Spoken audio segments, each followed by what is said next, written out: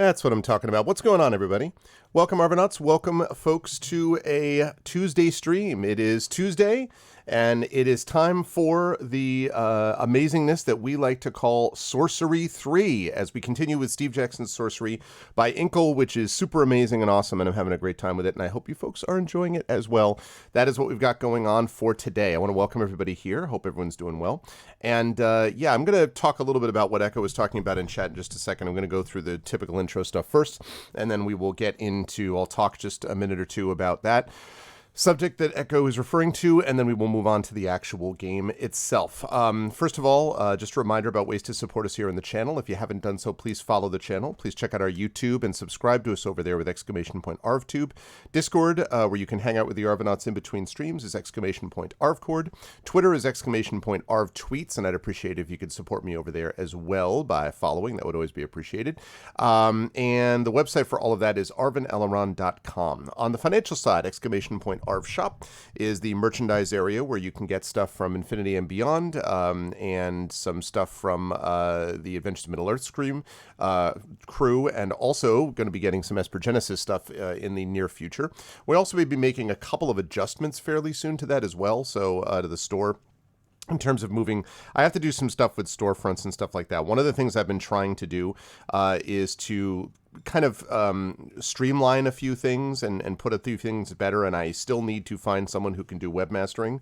I am still actively looking for someone who can help webmaster, and could, it is a paid position, so I would, obviously it's not a full-time position because I don't have that kind of money, but I would love to be able to find someone. So if anyone knows about a person who might be well suited for the possibility of managing a few websites, there's not a whole lot of work involved. It's just work that I can't do because my brain space is completely tapped these days. So any support that people could give is appreciated over there. And if you happen to know a webmaster, please let me know. Anyway, !Arv Shop for that. !Arv Treon is the Patreon, sitting at 21 patrons, 233 per month. Very much looking forward to seeing what happens as that number continues to tick upwards, as it has been for most of the last couple of weeks. So that's great. Hopefully we can keep that going. Good stuff for you individually and good stuff for the channel. And of course, that sub button, we've had a number of subs lately, subs, resubs, gift subs, all that kind of good stuff. So that is very much appreciated too. And you can do that by clicking that sub button and get access to custom sub badges and emotes and things like that. On the publishing side, !Icarus for details on my Icarus graphic novel, more about that and about Athos specifically to come in the very near future. !Library for Tales and Tomes from the Forbidden Library. Same as always, waiting for the print editions to get released from the freaking customs where they've been sitting on the dock. And as soon as they are, then we'll be able to sell them to people. Isn't that great? Well, other people will get them, and people who ordered them from Kickstarter will get them too. Oh, man. And then so let's see, Icarus Library and !Grayshade KS is the Grayshade Kickstarter, which again I'm going to have, that is launching in mid-March. We are moving along with art and things like that. And so we are very excited for to be able to announce more about that as time gets closer. That's going to be a big project for me, and so yeah, be aware that more is going to be discussed with that coming very soon. And last but certainly not least on this front, oh, I guess I did that, Grayshade KS. Last but certainly not least on that front is !BLM, Black Lives Matter. Again, as we've been saying, continues to be critically important to affirm and assert the importance of Black lives. That link will give you information on political advocacy, educational resources, and the like, so please go over there to get some more information there. And !Help Now, which is the suicide prevention page of the World Health Organization, and again, very important in a very difficult time that we've all been going through worldwide, to be able to reach out to others when you think they need help, and just as important, to be able to reach out to others when you need help as well. And that's kind of what that page is designed to do, is to give you ideas about ways that you can support others all the way along. One quick note about today before we get started. We were supposed to be doing the gamebook illustration stream, but we had to reschedule because of a schedule conflict with Terry.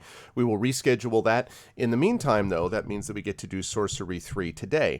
Over on GOG.com at 4 o'clock, I will be doing my usual Pen and Pixel show, starting a new game. And I actually think this game turned out to be, interestingly, appropriate, given the news that I'm going to talk about here in just a minute. and that is a game called Mission Critical, which is a really, really cool, a kind of a hybrid, an adventure game. There's some mini games in it. It's got some full motion video. It stars Michael Dorn for about 3 seconds. He doesn't have a very long role in this game, but it's there. And so I'm looking forward to actually playing it. When I played it 20 years ago or so, I thought it was one of the best stories that I had ever encountered in a game, but that is 20 years ago, and I may have, I don't want to do the nostalgia goggles thing.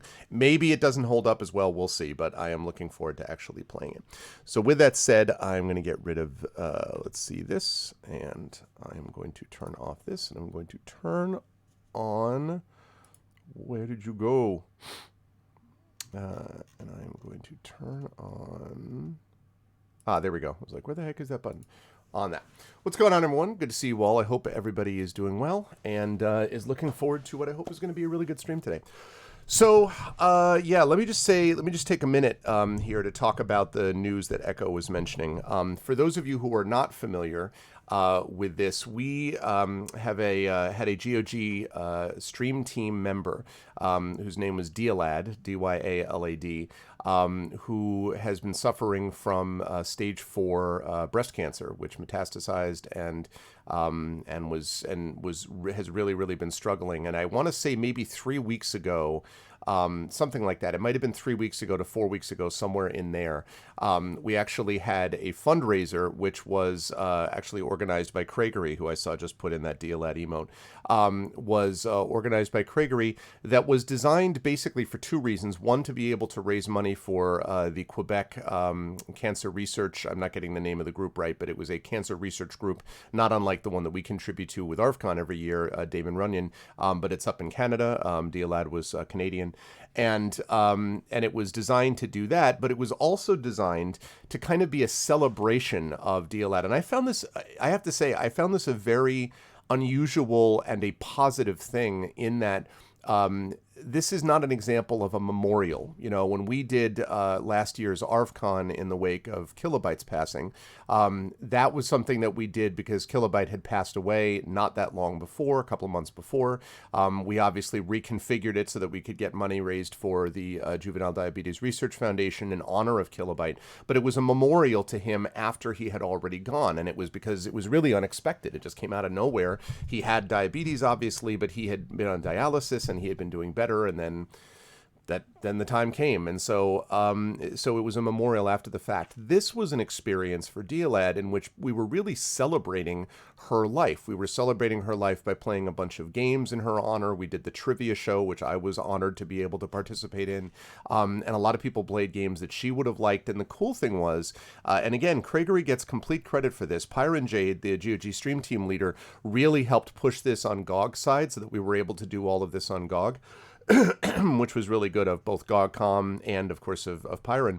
But Craigery is the one who really got this thing set up in the first place. And the premise that Craigery had was that this is an example of getting a chance for someone to really see their life celebrated before they go, And it was great. She got to see the whole thing. She got to enjoy the whole thing. She had all her faculties. She, spent a lot of the time crying and laughing and, all that kind of stuff. And we even got to see, she did recorded a message, which accidentally she live streamed instead of recording it.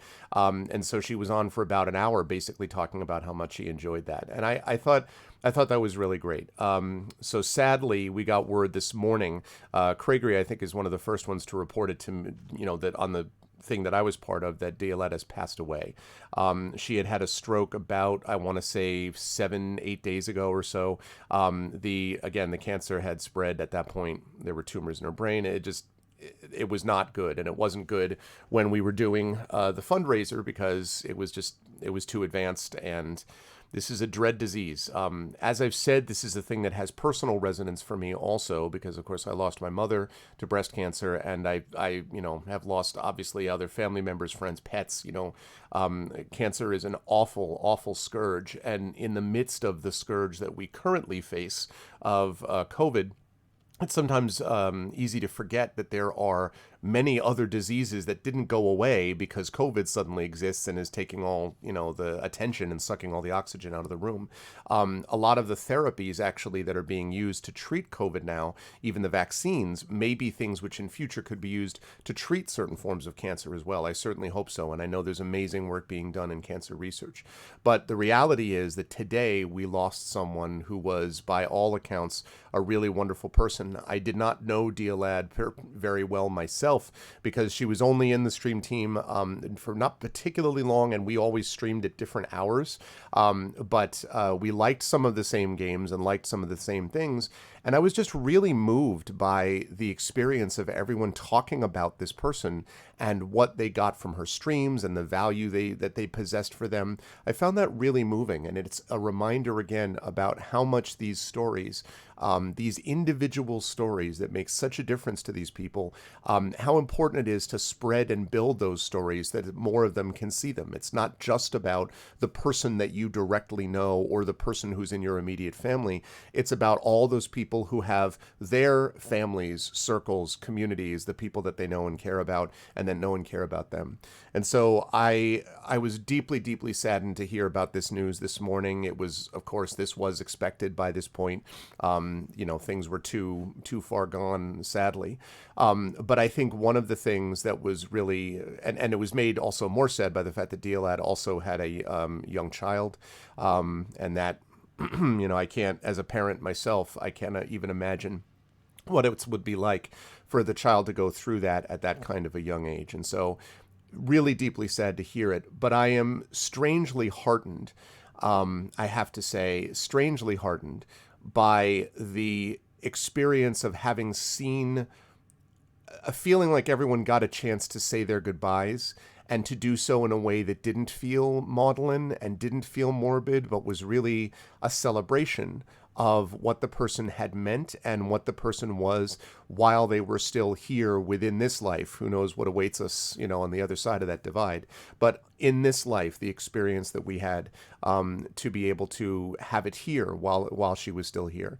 And so, I am very sad, and of course my sympathies and deepest condolences go out to her family and to her friends and to those who were affected by, who knew her and knew of her and were part of her community. The GOG stream team, of course, of which I have been a proud member for a number of years, lost someone, not only lost her, but lost a member of its own family, and that obviously hurts too.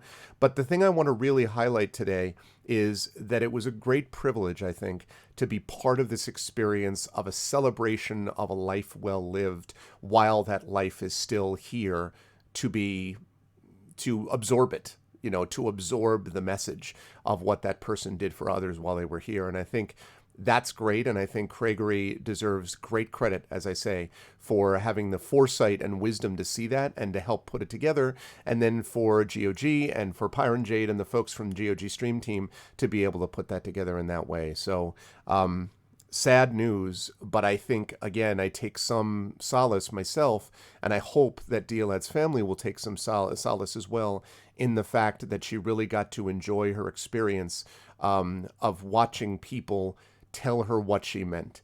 And that is another part of human connection, which I think often gets missed. And that was not missed in this case. And that is something which I think we can feel good about even as we mourn this loss. So my deepest sympathies on the loss of Dialad. Yes, a huge credit to 8-Bit for the video too. So my deepest sympathies to Dialad. And the reason that I said that I thought it was appropriate, the game I'm playing today is because Mission Critical is an adventure game, which she liked. It is science fiction oriented, which obviously she liked. And there's point and click stuff in it. I don't know whether she specifically played Mission Critical, but I do know that she liked that genre of game. And so actually it's appropriate, and it isn't like I planned it this way. Obviously I did this last week before news of her passing came to this morning, but it feels right to me that this is a game that we actually give a shot to today at 4 p.m. over on GOG. So yeah, so I just wanted to, publicly acknowledge that. And again, my deepest sympathies to Craigery, to the people who knew her the best, to her own family, and to the other members of the GOG stream team and myself. It's a loss, and, it's one that we will definitely grieve.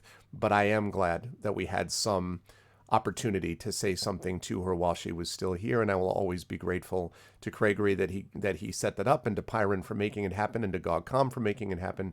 And it is, I think, a reminder in a time when a lot of people focus on bad stuff and the bad things that people do, that there is a great deal of goodness, and that's the goodness worth fighting for and celebrating. So, with that said, let us get into some gameplay, which is something which I suspect DLAD would have wanted also.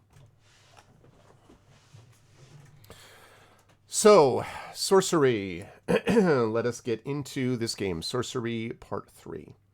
I do have to make one adjustment, which I'm going to do here, which is that... Uh-oh, what happened? Here we go. One adjustment that I have to make, which is that I think my animations are too... Yeah, my little animated information thing is too high. So I will have to fix that. So just give me a second.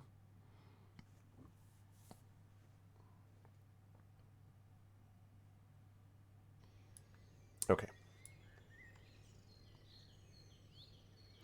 Oh, yeah. Yeah, thank you, Echo. I appreciate that. A little bit. A little bit. I mean, obviously, yes, a little bit sad about this particular news, and it's also reminiscent of my own losses and my own personal family losses, I mean, and that's, you know, that's never fun. That never goes away. And also just, you know, yeah, kind of a melancholic thing in general, I think. It's just, you know, it's life. It's personal stuff, and it's just sort of reflected in different members of the household going through their stuff. But I appreciate that. Thank you, Echo.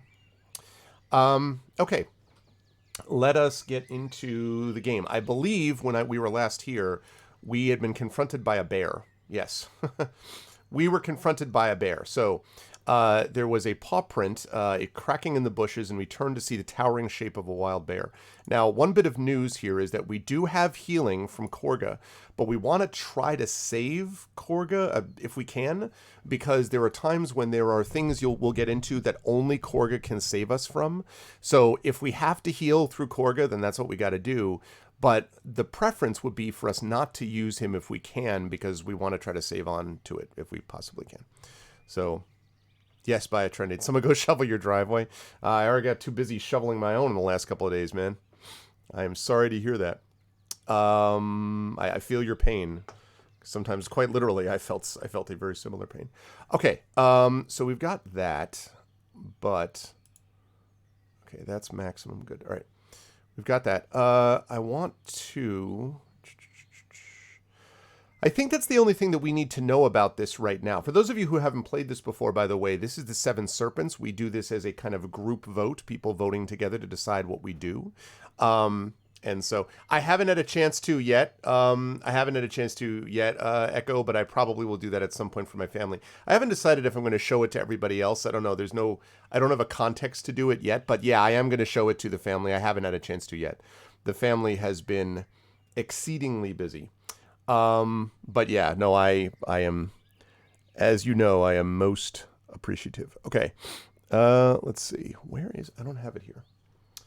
I did a lot of reorganizing of my Stream Deck, and that has made things easier, but I still have more of it to do. So, let me see up here. Yeah, I appreciate it, and I appreciate you having sent it to me in the first place, as I mentioned as well. Making them, etc. Okay.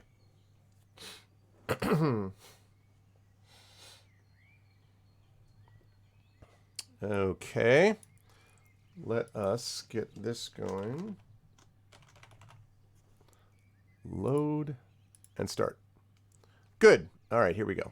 So, chat, here is what we have available for us. We are wandering through the forest as we're heading south to try to get to a beacon, which we are then going to shoot back north so that we can get a ring, which is probably the Serpent ring, which will allow us to get information from the Seven Serpents, because we're trying to track down the Seven Serpents before they get back to the Archmage of Mampang, who stole the Crown of Kings from us, which we need to get back for the country of Analand for life. I hope that all of what I've just said made any sense at all. But if not, watch some of the previous videos and watch along with us, and you will figure it out here. Okay, so we've got this bear that's coming up. So what have we got? We can draw our sword. Should have said our sword. Draw our sword. Throw the chakram. Now the chakram is a throwing star that will do like I think 4 or 5 points of damage right off the bat. We can run for it. We can climb a tree. Or we can cast a spell, and let's see what spells we have available to cast.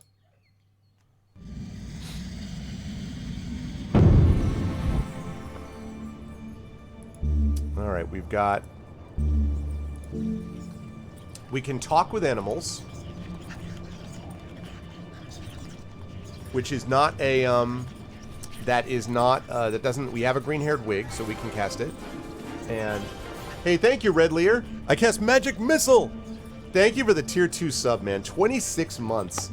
2 years worth of Tier 2 support, man. That is really, I really appreciate that. Thank you, dude. Red Lear is an awesome officer and a gentleman and all that. Yeah, I really appreciate that, dude. Red Lear, also Canadian.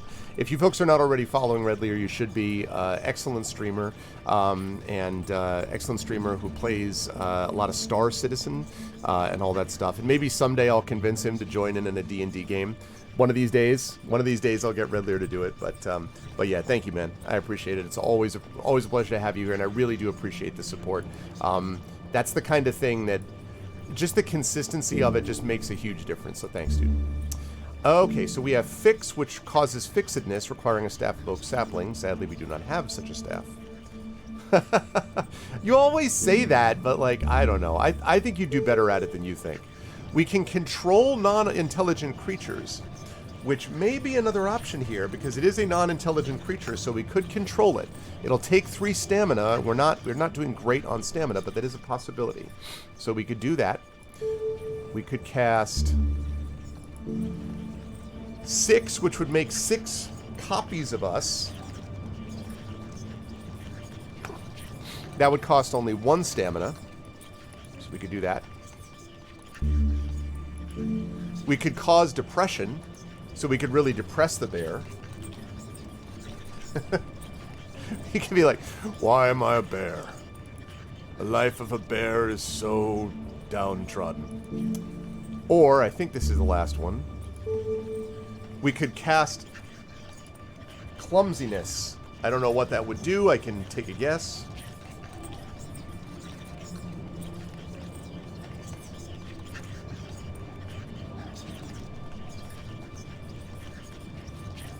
And that also requires 3.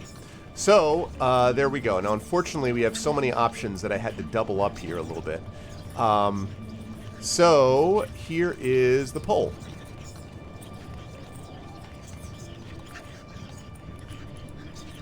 Alright, chat.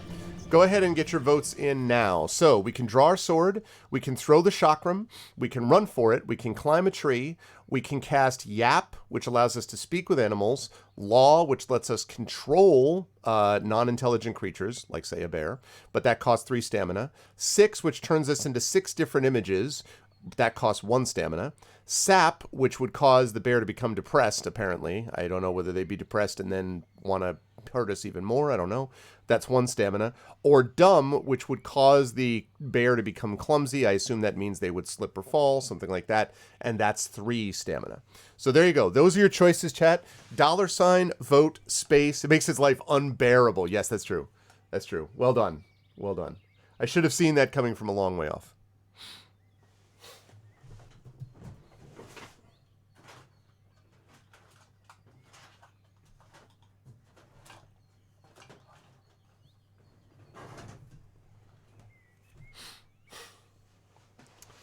I need a tissue. All right.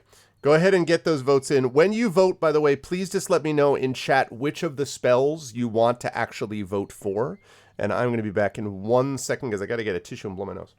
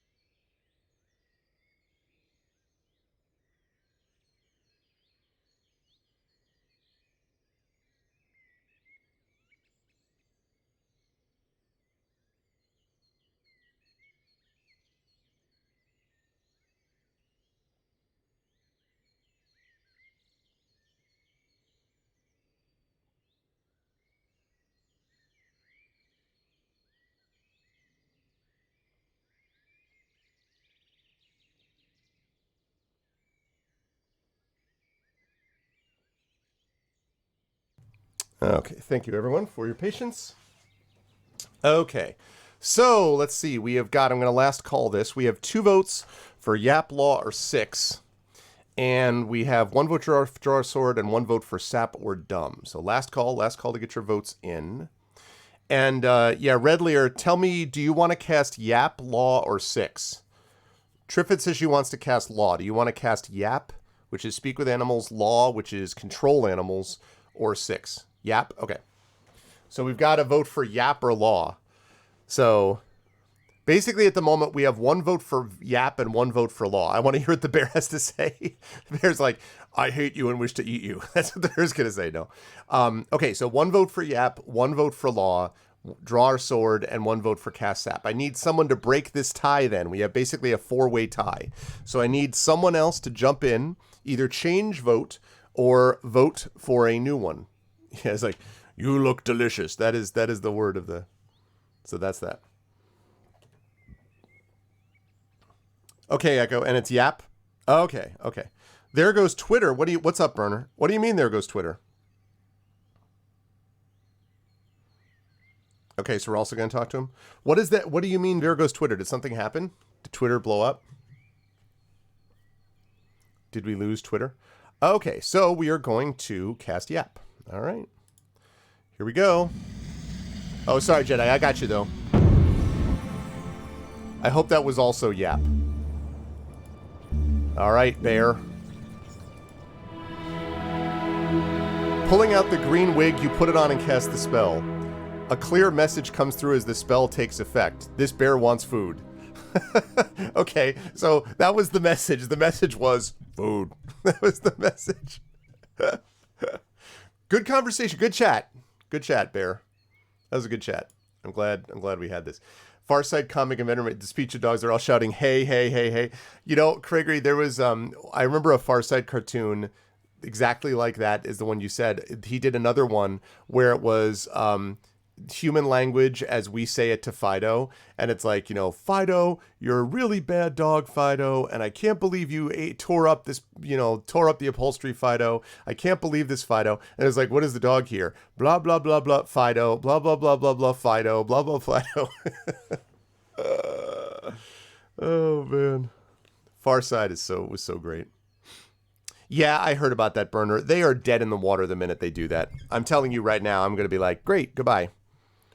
They're going to lose like 75% of their user base if they do that.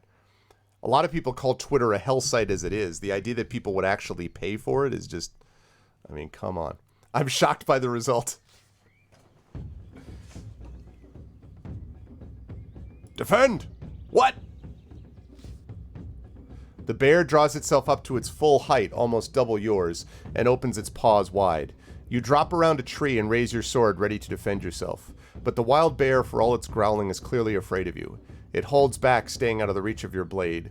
You white in the tense silence of the forest. The bear drops to all 4 and roars, "Charge!"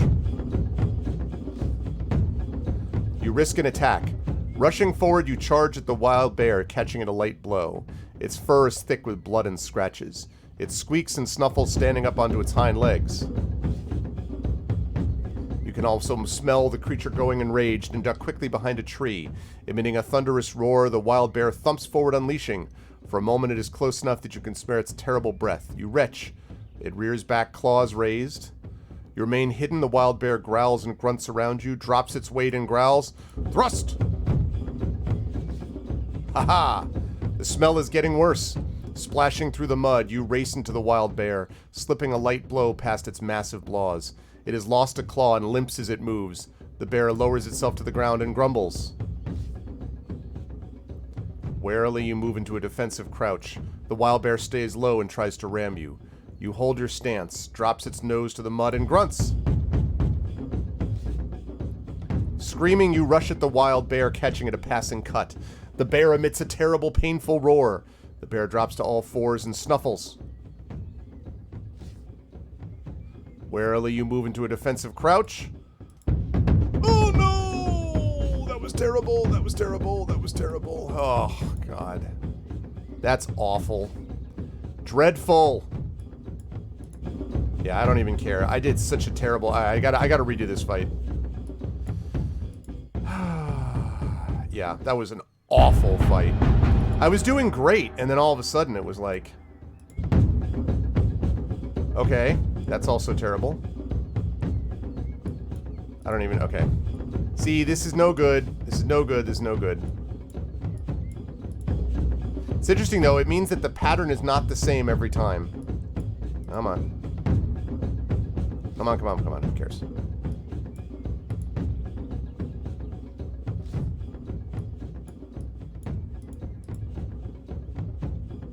Gotta do this again. Alright, let's do that again.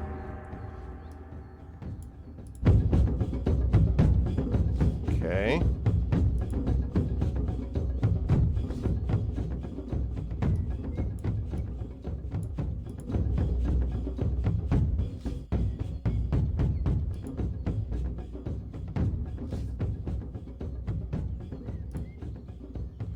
It's completely the wrong button. Okay, 0.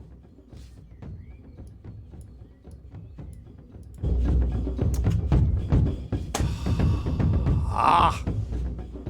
Should have cast Law. Yeah, I know, right? Damn it. I wish there was just a way to get to the end of the fight, because you can't rewind it without having to go through all the choices again. I wish it would just, like... So annoying. Yeah, just whatever, kill me, I don't care. Ugh. So frustrating. Alright.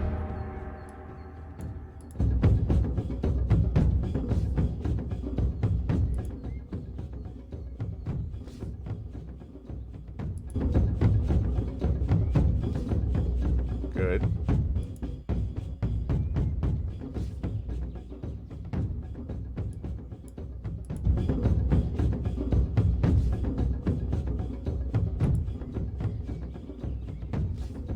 Alright.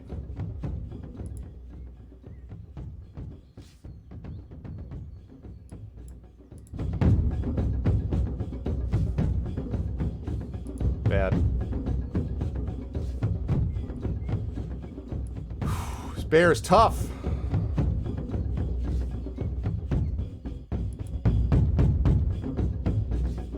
Very tough, this bear.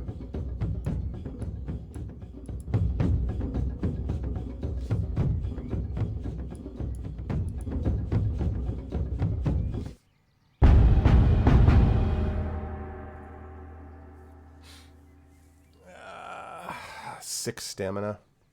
I'm going to try one last time. I want to try to do a little better than that.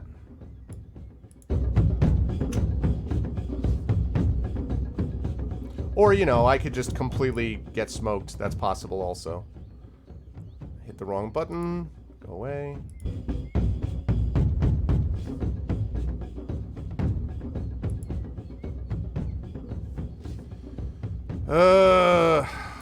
This fight is...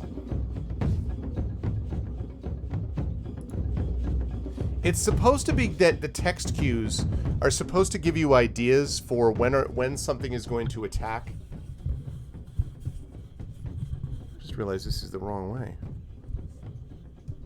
That probably made it difficult to hear me. I just had the mic the wrong way. But it's supposed to do that, and it like... I feel like I don't get enough information from text to decide what it's doing. Yeah, no, this is terrible. Terrible, terrible, terrible, terrible, terrible, terrible. This is what happens, chat, when you try to talk with a bear, and it's like, yes, I'm hungry.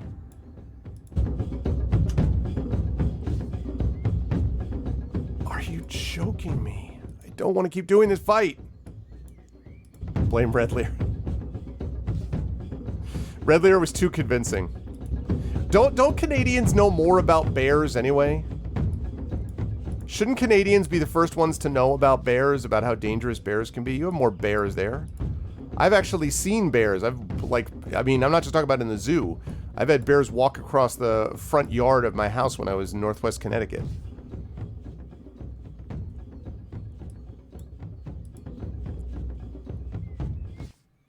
You're supposed to wear bells to ward off bears and cougars? Right, exactly, Craigery. We could have depressed him. Boy, he really is just completely not predictable. All foreign roars.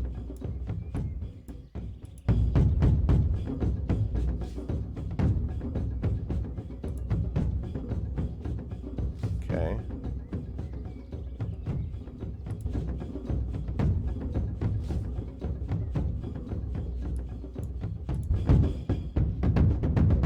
Okay.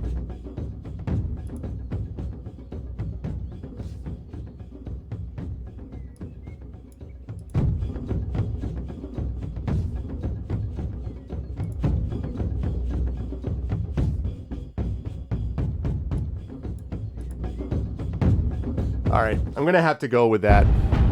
That was 5 stamina. That's the best we've done. We're going to have to go with that. You sheathe your sword and dust yourself down. A bear, however large, is not enough to stop you in your tracks. You have encountered death race and worse. Yeah, the only real problem with that is that now we're at 6 out of 18 stamina, which is not so hot. But it is what it is. Okay, day 8. During the past day, you damaged your sword. I forgot about that. Also, our sword has been damaged and is doing a little less damage than it would normally. So we have to figure out a way to sharpen it. Beeswax would help. We could cast a spell to sharpen our sword. We met Flanker once more and found 2 new clues. The path winds tortuously. Why? Oh my god, we never rested because we couldn't find a place to rest. Oh my god. Path winds tortuously through the forest. In the distance, the sun breaks over the horizon. You have been awake all night and are weaker for it. We need to both rest and eat today. This is not looking good. Path is narrow, is probably an animal track rather than anything more established.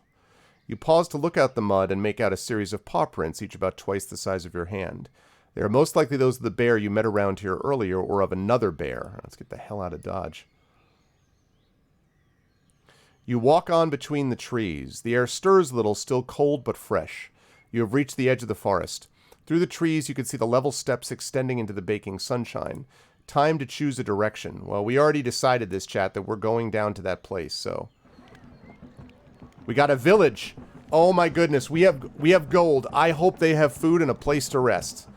Last time we visited civilization, we ended up trussed up on a cross with vultures surrounding us, so let's hope that goes a little better. You head out across the steppes. The moaning winds finger at your pack and sword. In front of you stretches another plain, more rock than dust this time, and built of layers and layers of stone stacked like scattered papers. These are the Claddaback Steppes, said to be the home of strange, half-human, half-simian creatures. As you walk, you see a strange sight. A village of listing huts in the middle of open space with no walls or defenses at all. Ugly villagers lope from tent to tent dressed in animal skins. The men and women are strong and lanky, dressed in animal skins. By the gate, 2 creatures stand with hefty wooden clubs. Claddamen. Alright, we can cast a spell or move on. Now be careful, chat, because we only have 2 stamina, so we are in big trouble stamina-wise. We need rest and food badly. Wizard needs food badly, okay. So Yaz causes invisibility. We need a pearl ring for that, and we don't have it. We could cast Summon a Giant. That would go over well. Let's go into the village. What do you want to do? Giant. I think that's completely the answer. That's obviously what we need to do. Is to cast Yob. I'm kidding. That would be a terrible idea. Summoning a giant in a narrower path. Let's see, we got big. We could become a giant. We could just be like, that costs a stamina though. That would bring us to 1 stamina, which is pretty bad. We've been there before.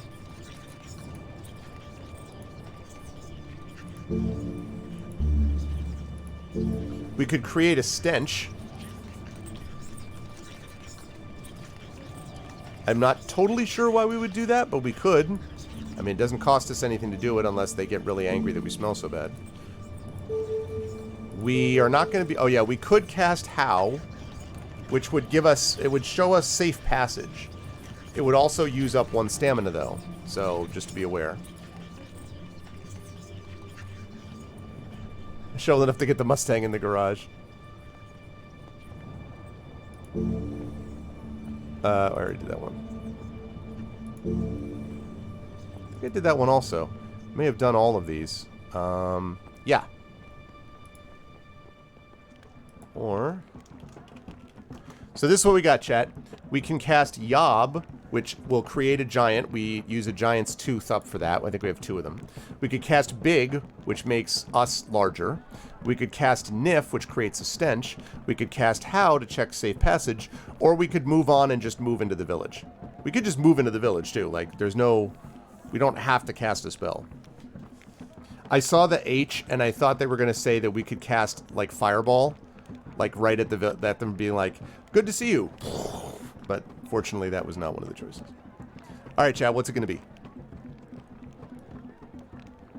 What do we got here? Yob, Big, Nif, How, move on.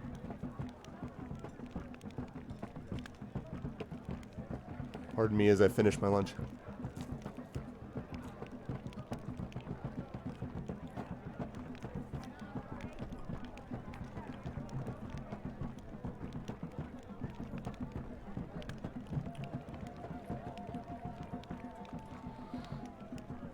Lunch today is, it was a bowl of cereal, a little bit of cornbread from last night, leftover cornbread, and a cheese sandwich with rye. We have groceries coming today with, like, turkey and ham, but we're out of it right now, so it was kind of just bread and cheese. Not the most exciting meal in the world, but...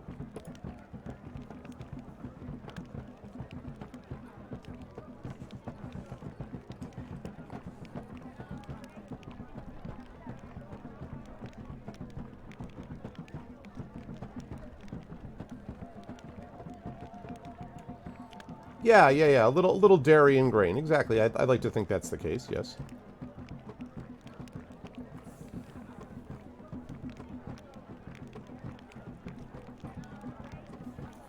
Alright, I'm going to last call this. Going once. Going twice. Alright. Time to move on. A path leads into the village, or you could skirt past. It's almost like eating ice cream in a cone. Okay. I love these little mini-maps in this game. It just is so cool. Alright, so 2 options. We could skirt past the village, or we could go into the village. What do you want to do, chat? Do you want to go into the village or skirt past the village?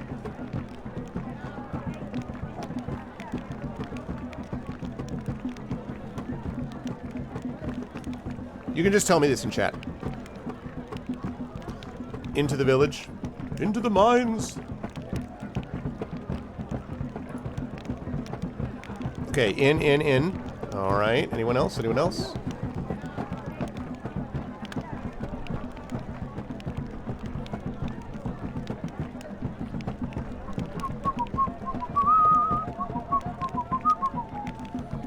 Alright, last call, last call. Alright, in we go. You approach the guards. They look at you with expressions you cannot read. Okay, I'm always supposed to look at things when I can. You look them over. Perhaps they are in awe of you, but there is also a sly gleam in their eyes. Cladamen are quite literally subhuman, but they are still not immune to bribery and gifts. Side note, I'm not 100% wild about the way this gets described. I understand that, you know, they're trying to suggest that Cladamen are not actual humans, but there's a very unfortunate history with the referencing of people as being less than people. I understand these aren't technically, this is a fantasy world, it's not technically people, but it's still a little cringy for me. Okay, little I would avoid the subhuman thing. A little bit, ugh. Anyway.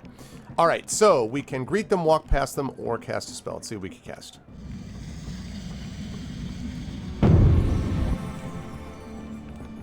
Okay, we could cast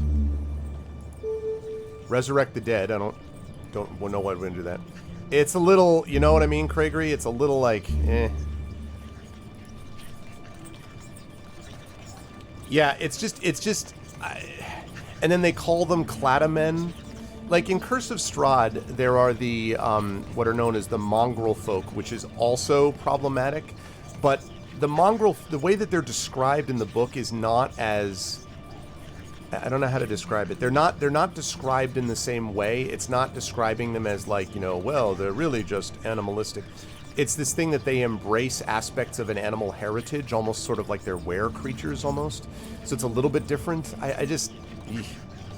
Anyway, and I don't recall. I would have to look again and see.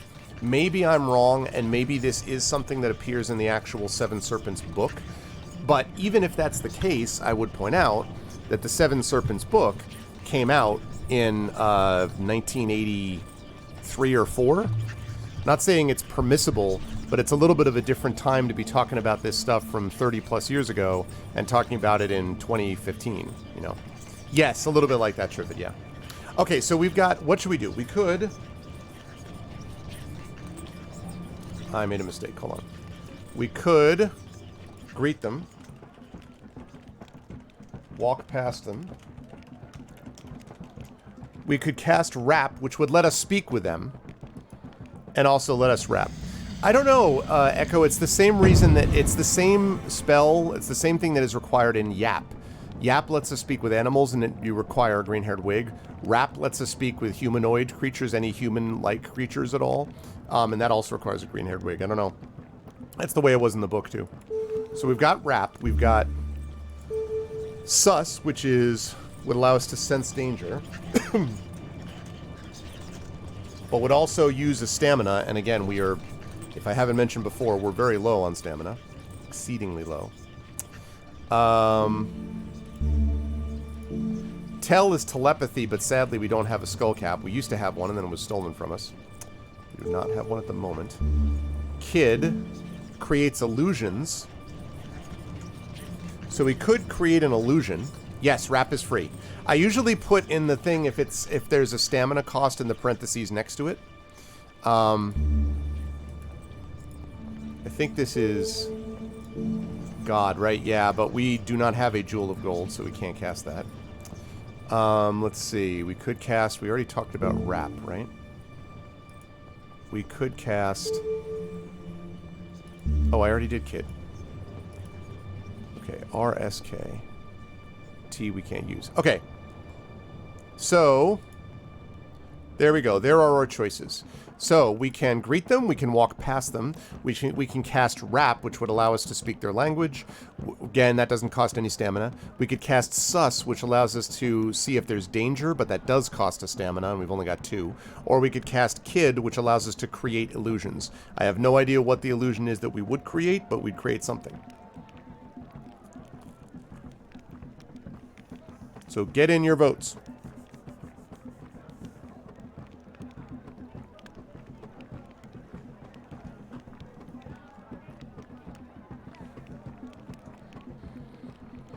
I'm hoping Rap means actual rap. So you could be like... Don't. I'm the Inlander, and I came to see what this village has got for someone like me. I need the crown of kings, because I'm trying to get myself a serpent ring. If you could give me some food and a place to rest, I'll be out of your hair. You know that would be best. Gonna go to the tower, shoot the telescope north. Then I'm gonna make myself feeling really forth.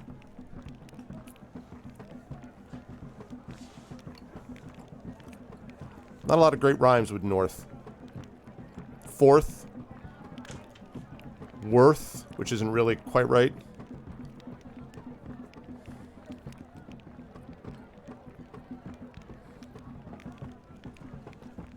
All right. Last call. It sounds like chat is looking towards Rap. Now, Red Lear, I'm telling you right now, man, if these guys also look at me and go, we want, you know, we were looking for food... You almost got us killed back in the forest by wanting to talk to a bear. I'm just saying. Okay. Alright. Rap it is.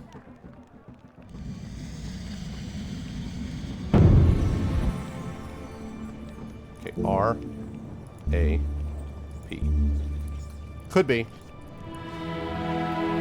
Taking the wig from your pack, you wear it and form your spell. But the Cladamen are not speaking, so there is no language for you to understand. That's interesting. Alright, so...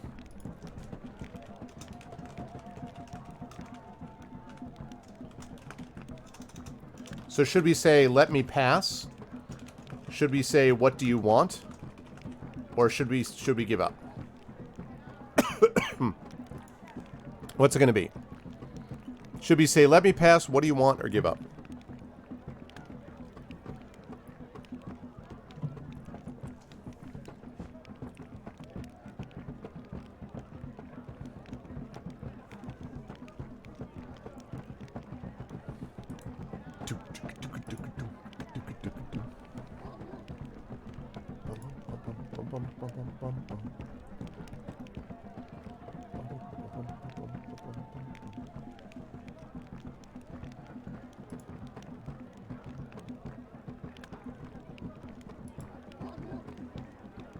Let me pass, or what do you want, or give up? What should we say, chat? What should we say?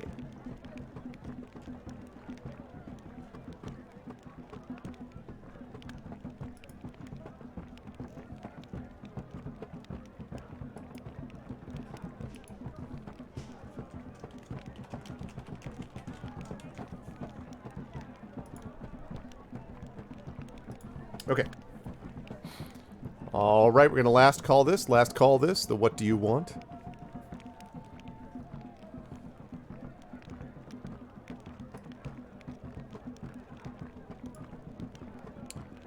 Going once, going twice. Okay, what do you want? What do you want, you ask? The Cladamen look at you without expressions. If they have understood you, they give no sign. Okay, so do we say let me pass, or do we give up?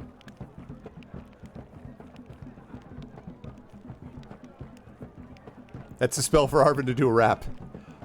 I did one already, Rogan. You missed it. So just tell me in chat. Do we say let me pass or give up? Let me pass, let me pass, let me pass now. Let me pass, let me pass, let me pass now. Pass, pass, pass. Let me pass, let me pass, let me pass now. Let me pass, let me pass, let me pass now.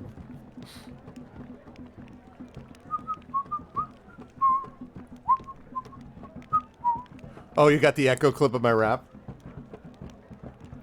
I should have realized that you would have had that covered, Echo.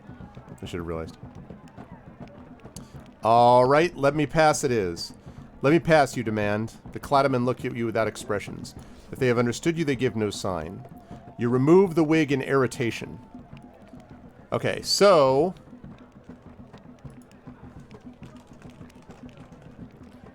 So now what we can do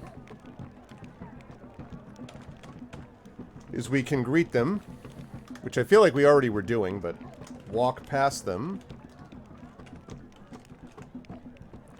Or cast a spell. We only have a couple of spells that we can cast at this point, I think. We're not going to cast Wrap again. We just did that. We could cast, Kid creates illusions, I think. Right?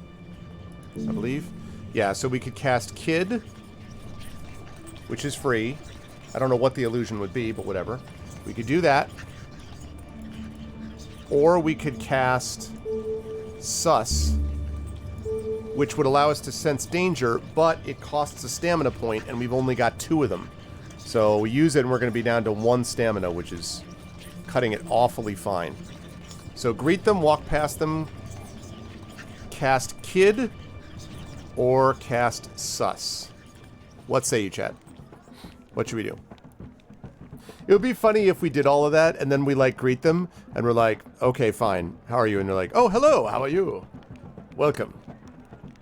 If we ever get in real trouble stamina-wise, we could pray to Korga to get healing. It's just that Korga, again, will get us out of stuff that we can't get out of in any other way, which is why I don't necessarily love to use it for healing. But on the other hand, it's better than death. So it's quite possible that we may have to use Korga to heal us at some point. I'm hoping that we can get some food and rest in this camp first, but Blimberry juice would work, like, you know.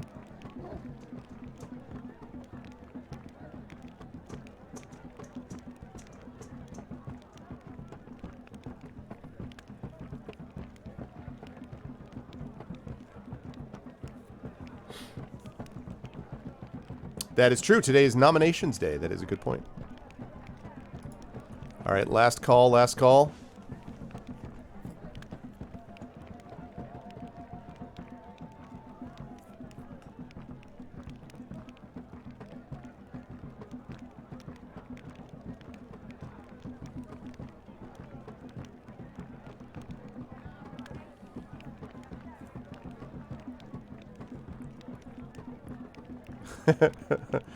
It allows us to sense danger. What I'm wondering, though, is if it's going to say there's danger here, and it's like, well, yes, but we laugh in the face of danger. Danger and I are old companions, you know.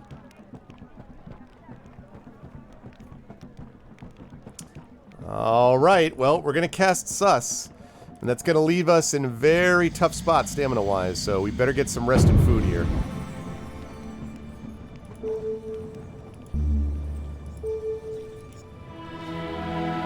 You weave the spell and a calm voice speaks into your thoughts.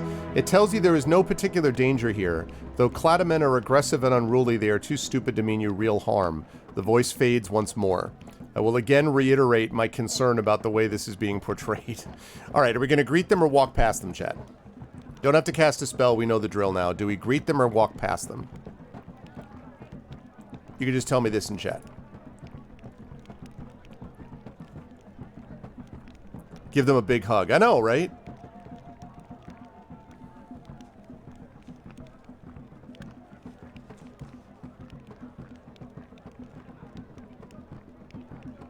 So what do you think, chat? Greet them or walk past them?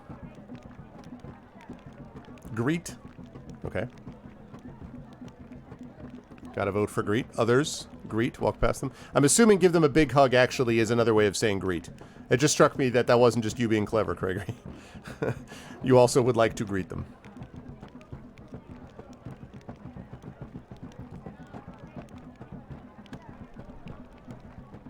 Going to greet them. Going once. Greet them, greet them, greet them. Okay, going once. Going twice. Okay. You nod in greeting. One of the Cladamen nods in reply and holds out his hand. The other Cladamen holds up 2 fingers. Okay, the other Cladamen holds up 2 fingers. Well, alright, I'm gonna give this to... Since we just figured out there's no danger, drawing the sword seems to be not a good idea. So... we can give them something. We can draw our swords, which I'm telling you right now, we're not gonna win. Slovakian style. Is that Slovakian style? That's what I'm guessing. Like 2 gold or 2 things. Which is, you know, we can sustain that if we have to.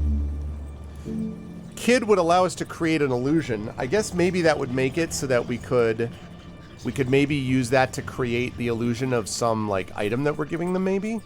I don't know. Tell is telepathy. We don't have a skull cap, so we can't cast that. Let's see. Kid is also free. We don't need to cast Sus. We already did this. We already cast Sus. Don't think we need to cast Wrap. Yeah, we already did that business. We already talked with them, too. Tell, God, Kid. Okay. So basically, we just have, do we cast... So, do we, give them something? Oh, it's from WandaVision. Oh... Give them 2 fingers, great. Oh, Segovian style. Oh, I was like, is that a Slovakian thing? I gotcha, now I'm clear. Okay, so give them something, draw our swords, or cast Kid.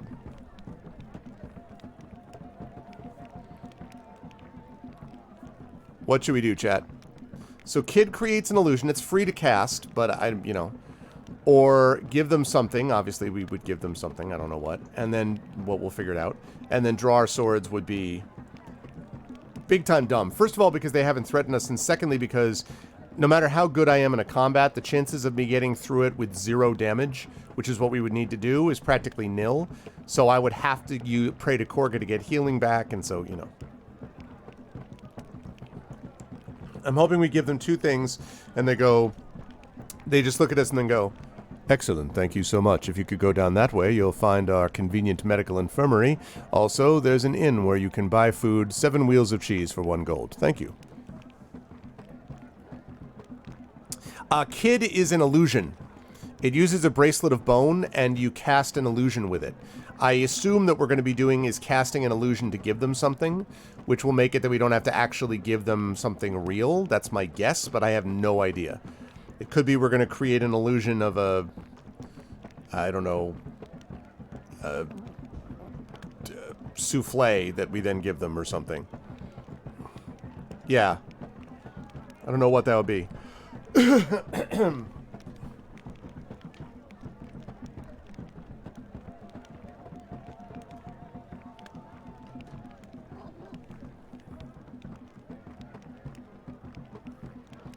All right, any other votes? Any other votes? We have a vote for give them something and a vote for cast kid. I will need other votes in here. Votes must be drawn here.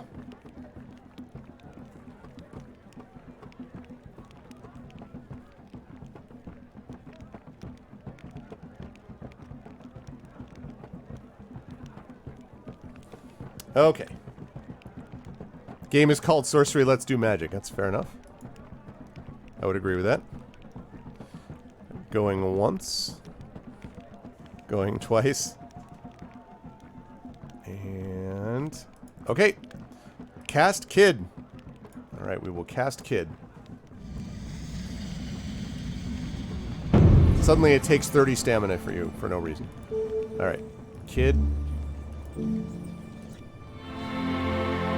Consulting the stars, you bind the magic and the bracelet at your wrist begins to glow.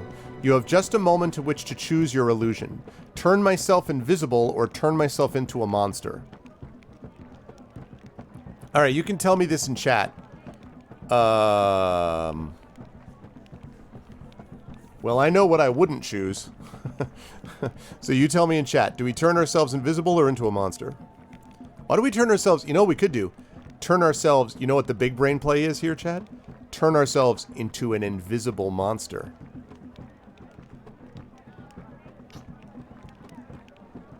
That's the galaxy brain play right there.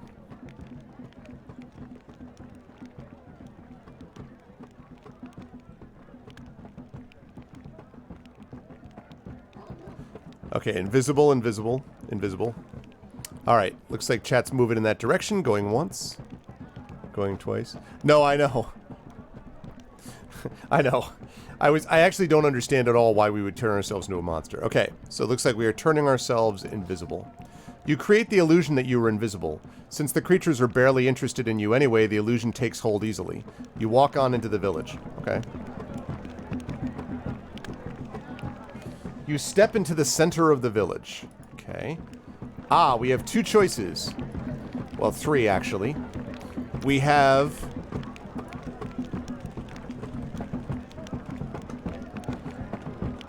do we go by the... oops. By the fire? Do we go...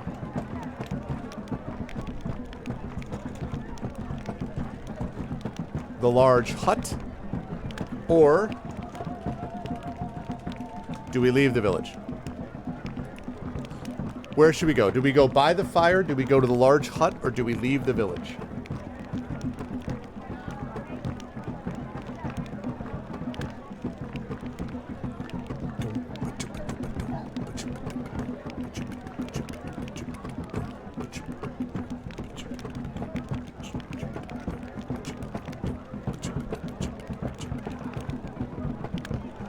Hey, Eclipse. It's a $sign vote. There you go. Alright, large hut, large hut. We got one for the fire. All the birds of a feather do what they love most of all. Da da da da da da da da. That's why they love Carnival. Oh, this actually is Rhythm of the Saints, too. Well, I'm accustomed to a smooth ride. Or maybe I'm a dog who's lost its bite. I don't expect to be treated like a fool no more. I don't expect to sleep the night. Some people say... oh, it skipped on me. Some people say a lie is just a lie, but I say why? Why deny the obvious, child? Why deny the obvious, child? Yeah, it's a good question. I don't know, Craigery. I mean, I also don't know whether we can, like, go somewhere and then come out and go to the other place. Maybe it depends on how things go in the first place that we go to. So we might be able to do both, but I don't know. So I'm going to last call this. I can see votes for either way. Either going to the large hut or going by the fire.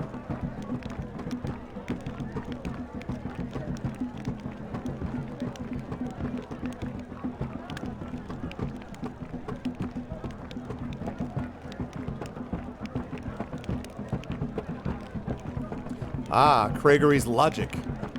Convince someone to switch. All right. Okay, we're going to the fire first. You head over to the fire pit, but it is unlit during the day and there is no one here. Oh, okay, well, that's easy then. So now, we could... That's interesting. So we could... Yeah, apparently there isn't. I don't know. So we could slip away, go to the large hut, or leave the village. That makes it easy, I guess. So go ahead and get your votes in. Slip away. I don't fully understand, again, why we would slip away when we just got here. So I'm guessing large hut is probably where people want to go. Like, we just got here. So I'm guessing that's what we're doing, but...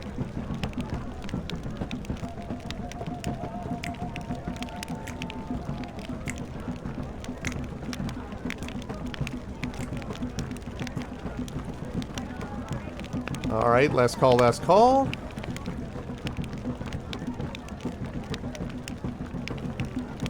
And...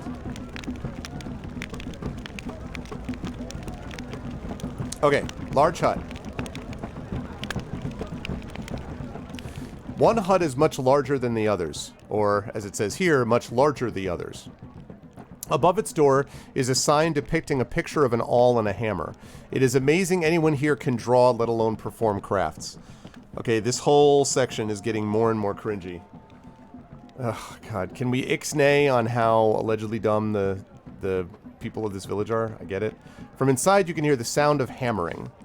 Peering in through the window, you see a clattaman working away at a bench. He moves with unusual delicacy for these creatures, his long, thin fingers carefully adjusting the positioning of whatever it is he is working on. You can't help noticing he has an unusually large skull.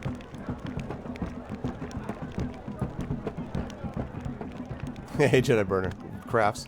The clattaman looks up as you enter. He puts down the tiny hammer and pincers he has been using to repair a piece of fine jewelry and tilts his head to regard you. Okay, do we say greet him or do we say who are you? This you could just tell me in chat. Greet him or say who are you? Oh, Crafts mac and cheese. I see what you're saying, yes. So we would greet him this way. Who are you? Who the F are you? I know you've got your hammer and tongs, gonna make some jewelry now.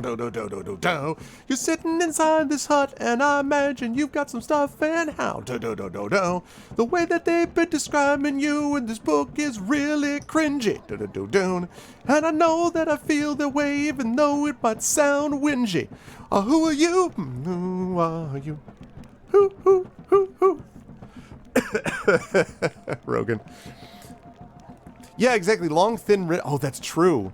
No, I think... Remember, the illusion only works, Triffid, on the people that you cast it on initially. So we're not invisible to everybody. We're just invisible to those two guards at the front of the village. I know, Burner, because some people get us into fights. Red Lear. Some people sense danger and use up stamina. I'm just the messenger, man. Okay, it sounds like we're greeting. You greet him with a nod. He seems to understand this and nods in reply. Okay, let's examine his workbench. We always look at stuff if we can.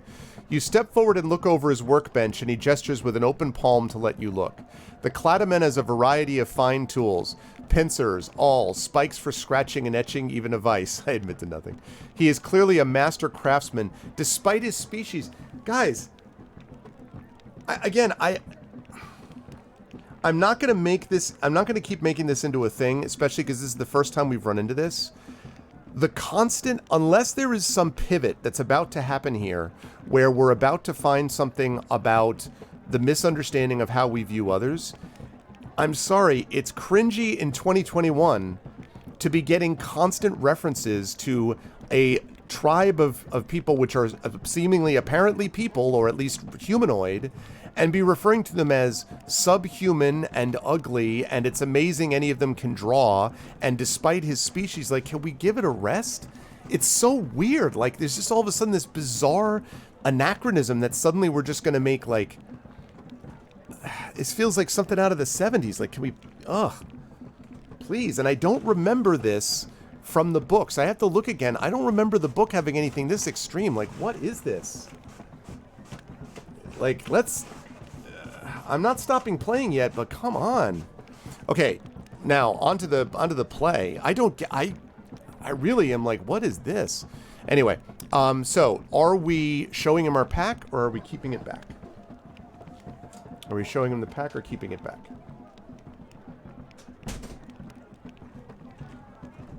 And again, you could just tell me this in chat.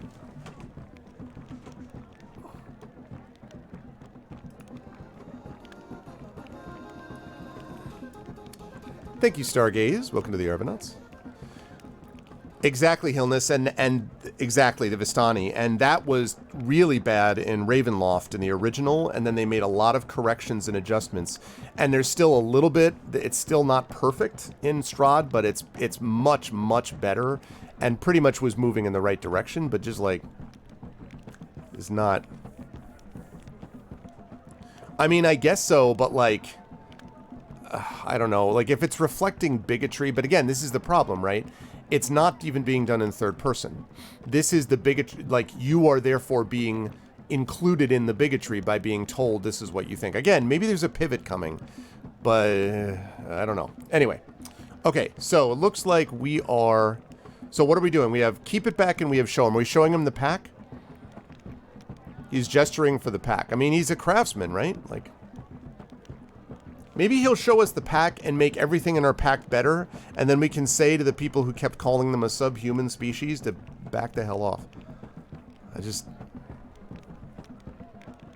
It's got big, big echoes of colonial era literature and travel narratives, travel logs, like, you know, Taipei and Melville and stuff like that, that was really cringy. But that was in the 19th century, you know?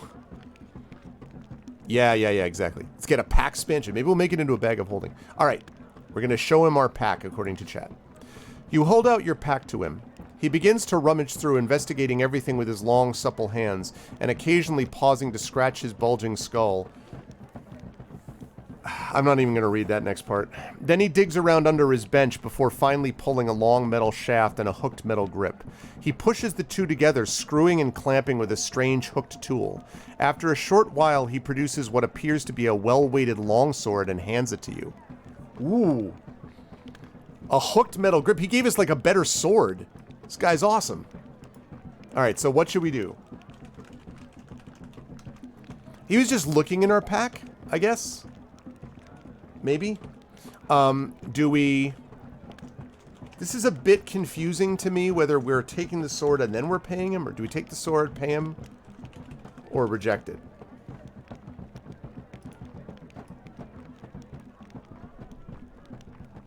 Right. Exactly, Triffid, yeah. It's very, yeah, it's like pat on top of the head stuff, you know? I don't know. I feel like it's a weird misstep, because Inkle has done other stuff in this area around the world in 80 days and stuff that deals with colonial stuff, and we don't get anything like this at all. So this is very odd to me, and I'm pretty confident that this doesn't show up in the Seven Serpents book. Although, again, I have to check. But even if it did, again, I repeat, that book came out in the 80s. It's 30 years later. We can actually, like 35 years later, we can update, you know. Anyway. Okay, I am going to close the poll. I won't make it a big thing. I hope we don't run into more of this later on. Yeah, exactly.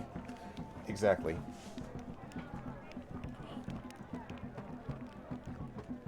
Okay. And we are going to pay him.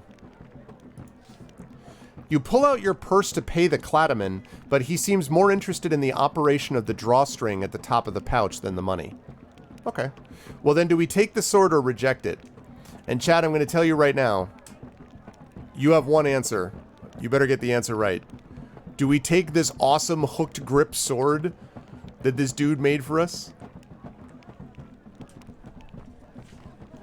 No, we're going to keep our dull sword. The sword that's already broken.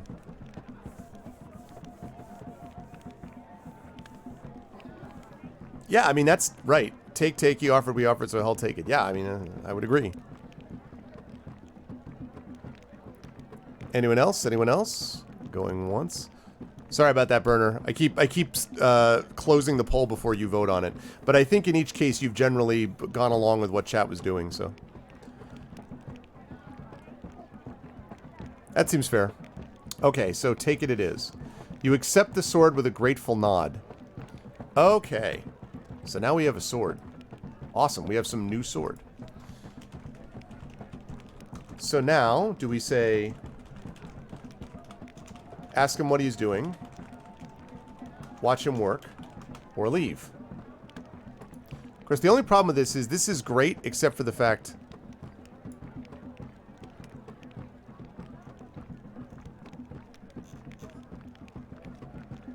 Do you mean, like, recently, though? Oh, you meant keep... Oh, you meant keep it? Oh, keep it. Yeah, no, I think that's right. I think you went along with that spot. Yeah, I don't know whether he... Yeah, I don't know that he knows how to speak, or at least, yeah, it doesn't seem interested in it. Burner, I actually... Do you mean the latest changes in the racial stuff? Because I more or less am on board with D&D with that. I mean, I think there is a danger in flattening out... diverse characters. There is a danger in making them all vaguely human so as to avoid potential offense, and that's problematic in another way because it just you're reducing everything to basically human variants, or which can obviously have terrible outcomes if you then apply it to our real world. So maintaining cultural differences I think is important. I don't know whether the latest changes. Don't know whether I agree with you about that. I think the problem is that the original version of this was sort of ham-handed in the way that they managed racial differences. And the problem is now that it's come to take on a very different kind of quality to it. So although I don't want to flatten those differences, I don't think they need to be represented as something which is racially innate, because there are major problems. There be dragons, right? If you go down that path, I guess is the point.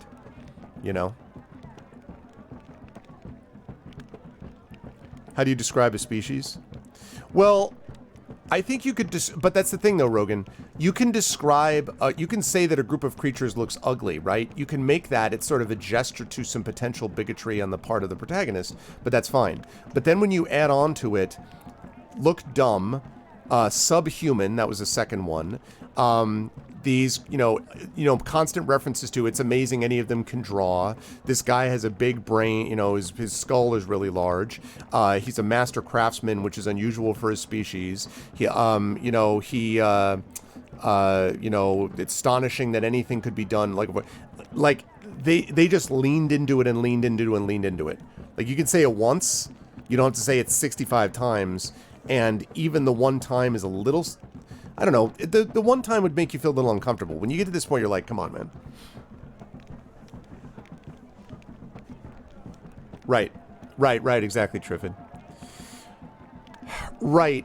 The issue, though, is... I do think there are a number of things... This is too much for us to get into right now, but there are a number of things that I think get conflated, is the problem, Burner, with that. Like, so you look at it and you go, you can study them for advantages... But because of even like the mixture of races and cultures, right? Then what is the sort of likelihood that we're going to get half-orc sort of bigotry, right? And there is bigotry that's associated with it. that can be associated with it. So then what do you do on that score? Do you know? Are they the same? Are all these creatures acting in the same way? I could understand saying that people or orcs or elves from a particular region tend to have a particular perspective towards the world. And even though that too can be monolithic, at the least that acknowledges that there are regional differences. And there are. I mean, like, there are regional differences. People have a tendency to feel a certain way if they grow up in the American Northeast than if they were to grow up in New Zealand, right? It's a different sort of mindset. So I think getting rid of that mindset and pretending that basically everyone is just one large group is not sensible and is, I think, problematic in its own way. But I think that there's a difference between that and between saying, I'm going to study orcs, by which I mean everything that's ever been an orc. For Tolkien, who claimed that orcs were twisted versions of elves, and I'm well aware that there are people who have concerns with the way that Tolkien portrayed orcs racially. I disagree with those because I think that's a misunderstanding of what Tolkien's trying to do, but leave that aside. Even there, Tolkien was talking about literally the taking of something else and the twisting of it. It had overtones because of other aspects of race within his real world, but not because he was making a claim about the nature of the orc as being this, that, or the other thing, right? It was a twisted version of an elf, he says. But in D&D, by the time we get to D&D, all that you have left with is orcs are ugly, evil, bad, brutish, terrible, and like that creates other problems, it seems to me, when you think about sort of modern circumstances. So that's the idea.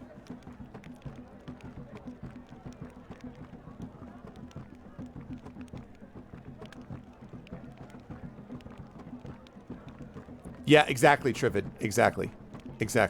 I totally, Craigery, Pratchett is so great. I mean, I love Pratchett in every way. Last thing I'm going to say about this, though, Rogan, here's the problem, right? The reason that that's problematic is that there are so many ways I'll just use English as an example, to describe something in a similar way.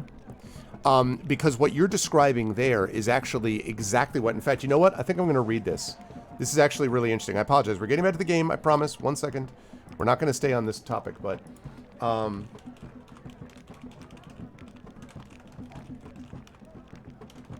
happen to I wrote a paper in which this actually came into being, but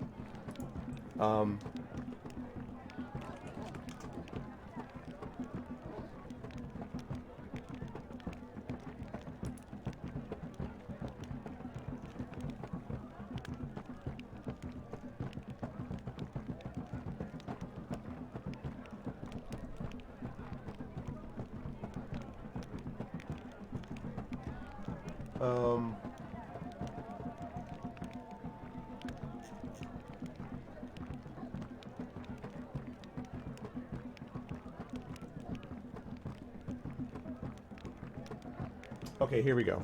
This isn't what I was looking for, but it's close. No, not that one. I want the...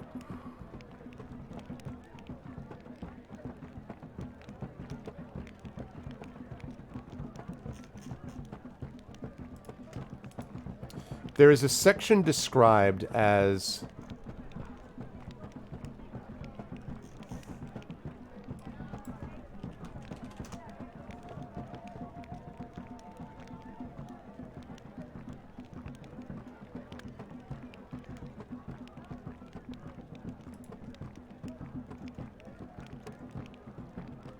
Okay, here we go. So here's an example. Okay. When blah, blah, blah, blah, blah.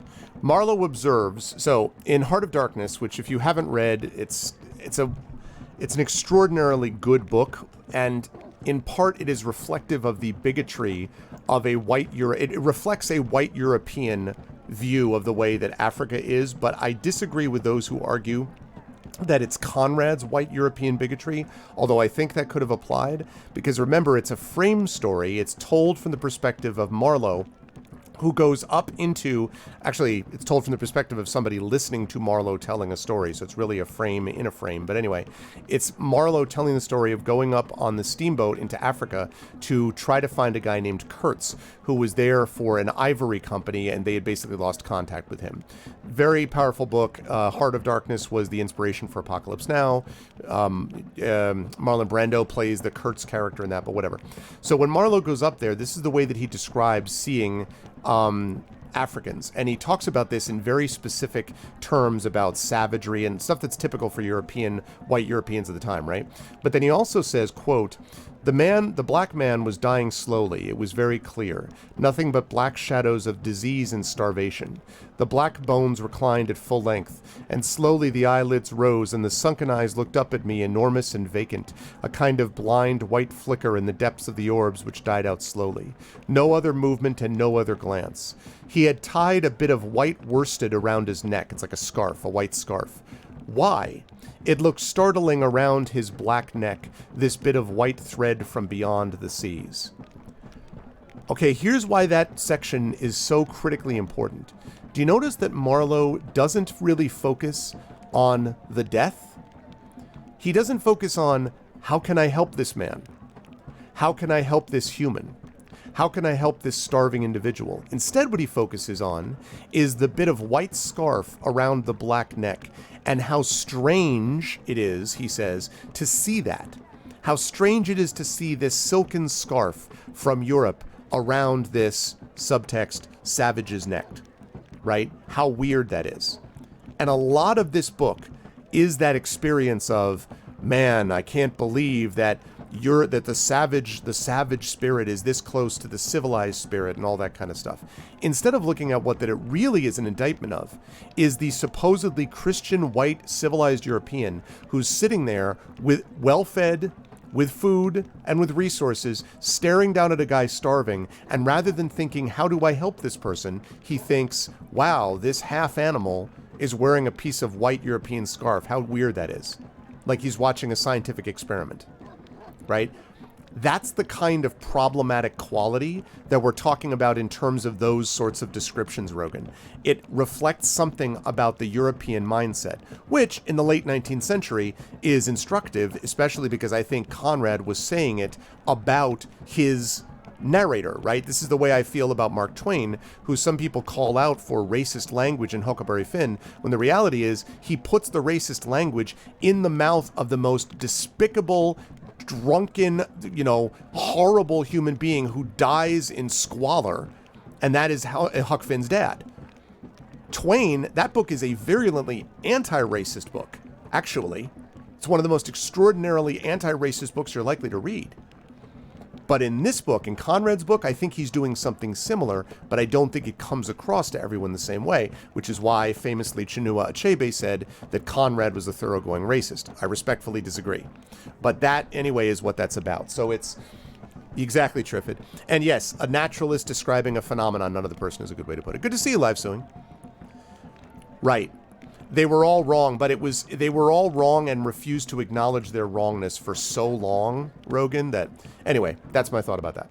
Okay, we decided to watch him work. Okay, sorry that took so long, but you know me, you get me talking about this.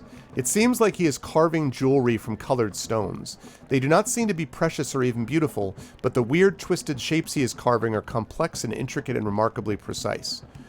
Okay, should we take a piece or leave him be? Now, one thing I want to note, chat, I don't know how this is going to go over with him, but he didn't want money before when we got the sword. He didn't seem to be that interested in money, so it may be that we can just take a piece and this is safe to do it. So we're not, the point I'm making is I don't think we're stealing. I don't think he wants money, but I'm just letting you know that before you make your decision. So tell me in chat, do you want to take a piece or do you want to leave him be?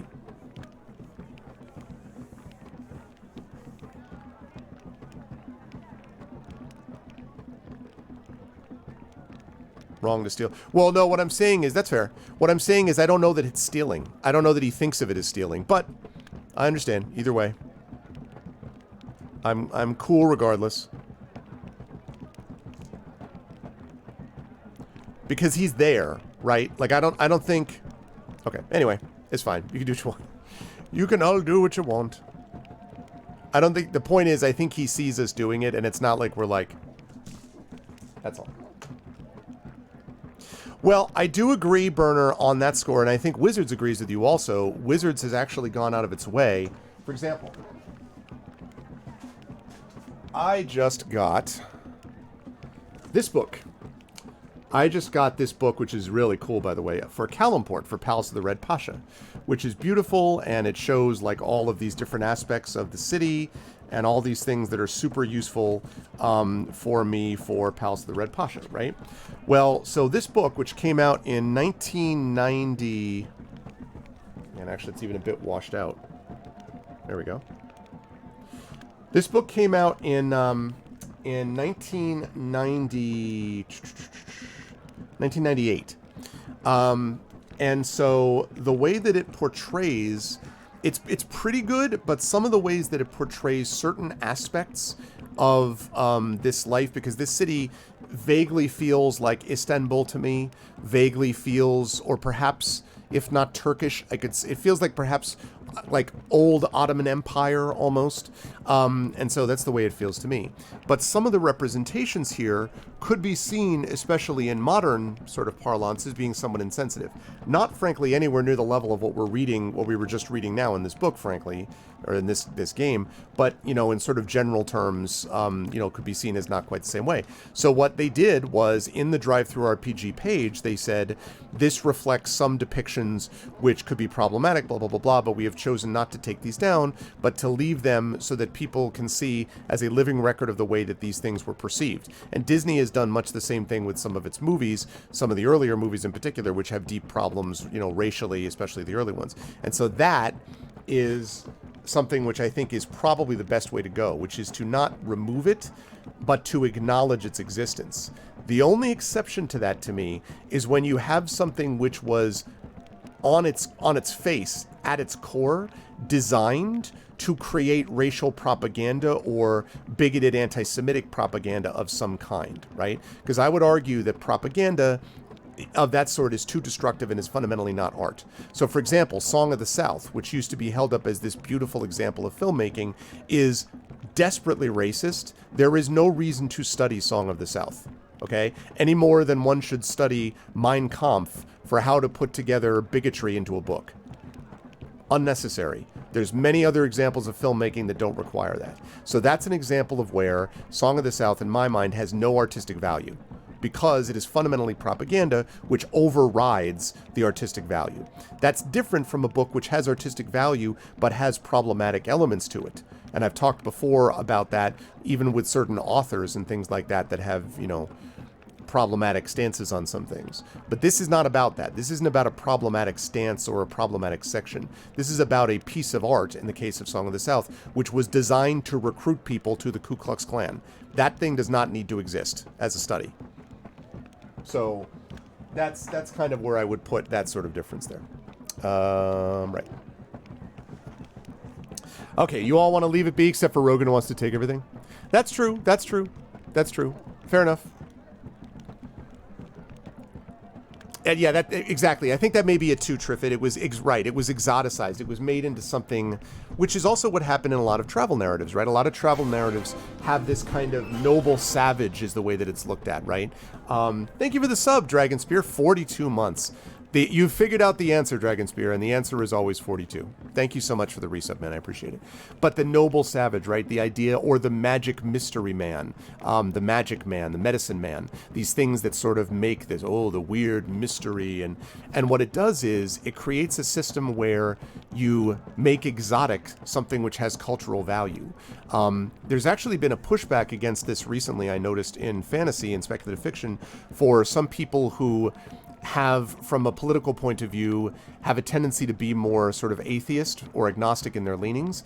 And some people have taken that to kind of hammer away at religious depictions in anything. There's been a big pushback on that from people, including those with Eastern religious beliefs, who have said, like, it's fine if you want to be an atheist on your own time, but you don't get to tell me how I get to depict things that have value to my culture.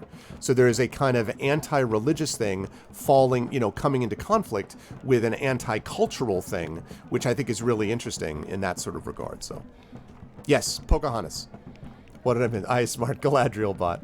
Yeah, Pocahontas is a good example of that kind of exoticization? Is that a word? Exoticization, I guess. Okay, so we're going to leave him be. This is clearly some... the only thing I can think is that they're just really trying to paint what a bigot you are, because I don't understand. What is this? This is clearly some kind of Cladaman freak. What? This gave you a...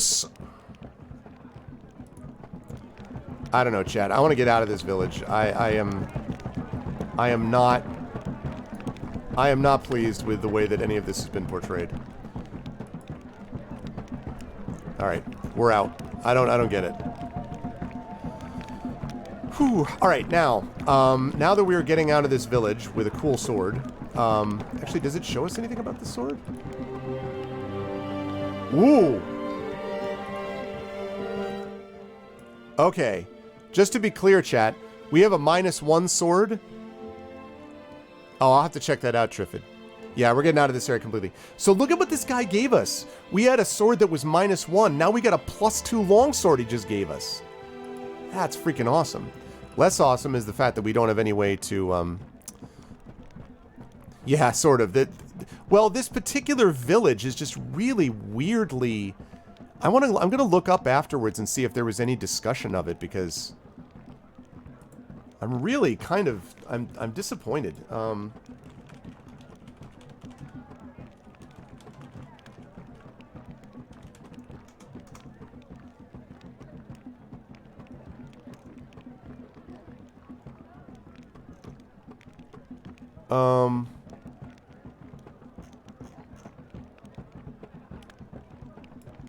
I don't know. I'll look for it later. Really weird. Okay, so we have 2 places to go, Chad. We can go west. There seems to be some kind of little tower over here. Or we could go south. Now, one thing I want to point out is that our overall goal...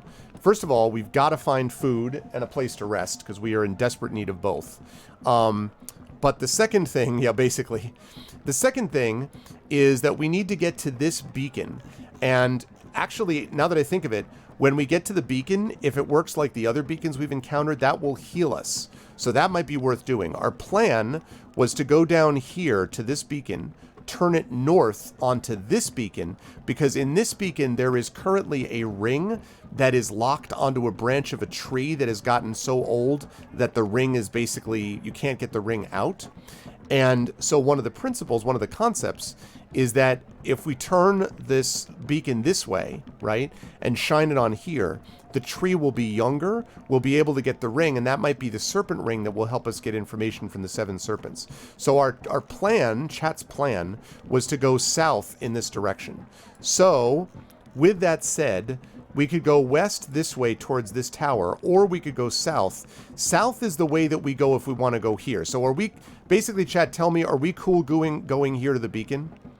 South? Because we need to get healing big time. And frankly, we need a place to rest. I would welcome you to Lothlorien, you could rest and recuperate. I wish it was there. I wish it was there. So what do you say, chat? South or west?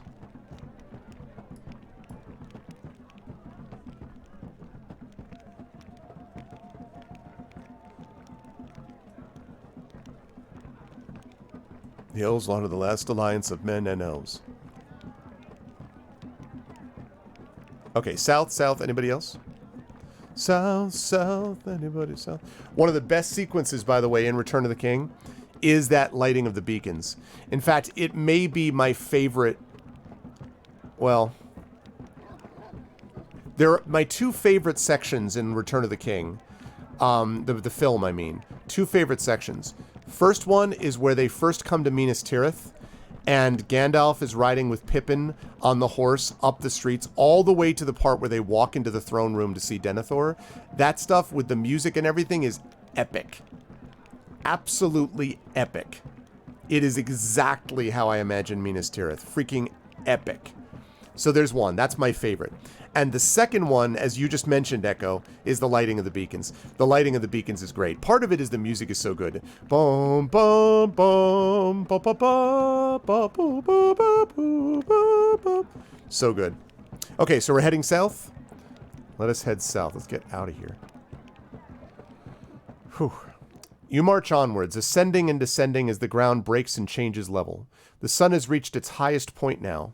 Out of the shade, the air is baking hot. To the southeast, a huge mountaintop rises, its peak dusted with snow. It is the southern extent of the horns of Oglala. Dens at the Council of Elrond, yeah. I have the extended edition, which does the same thing, Hilness, but not the 4K, obviously.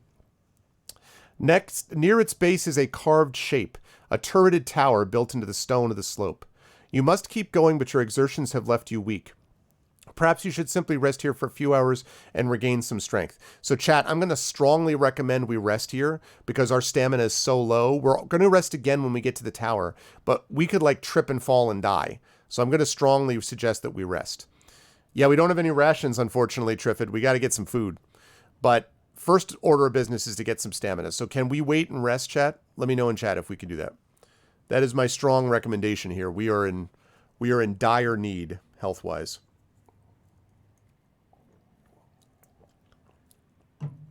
Wait and rest. Okay. You squat down and try to relax your body and mind. You feel a great peace. Like, we don't want to waste time, but at the same time, we need something. Okay. Time has come to continue your journey. All right. We're going to keep going south. Four stamina. You walk on, climbing slightly across the dusty steps. The sun is now in the lowest quarter of the sky. It will be night soon. Red Lear will trip us and die. Red Lear will want to talk to the Grim Reaper. He'll be like, hey, what do you think about this? And the Grim Reaper will be like, I speak in all caps. Okay. The scrubland is broken quite suddenly by a small waist-high post to which is nailed a written notice. You pause to read the sign. The writing is crabby and difficult, but you slowly decipher it. Stop, traveler. Okay. I'm a little nervous. I'm a little nervous at the fact that this thing is written with like capital letters and lowercase, because you know what the universal sign, what this universal sign of this is, right? It's like people doing like writing dumb stuff. Stop, traveler. Every wish can come true, for this post marks the grave of the god Benanga. Call his name and close your eyes to be blessed forthwith. Okay.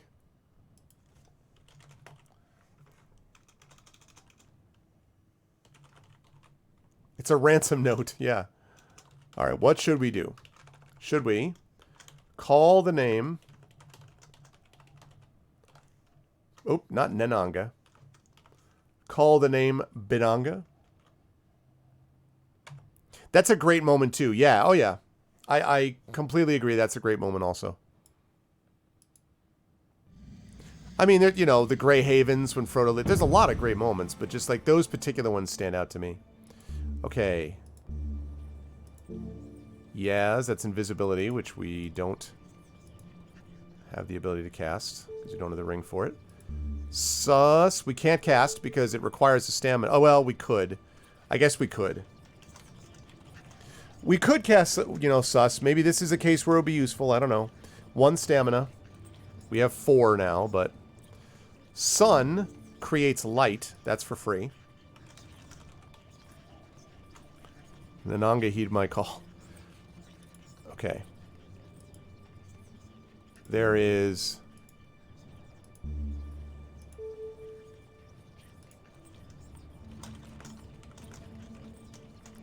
Big will cost 1 stamina. Yeah, Scouring of the Shire, I agree. I talked about that the other day. I agree that that would have been better. I understand they couldn't keep in everything, but that's one of the things I thought that they should not have let go. Zen we can't cast because we don't have the medallion.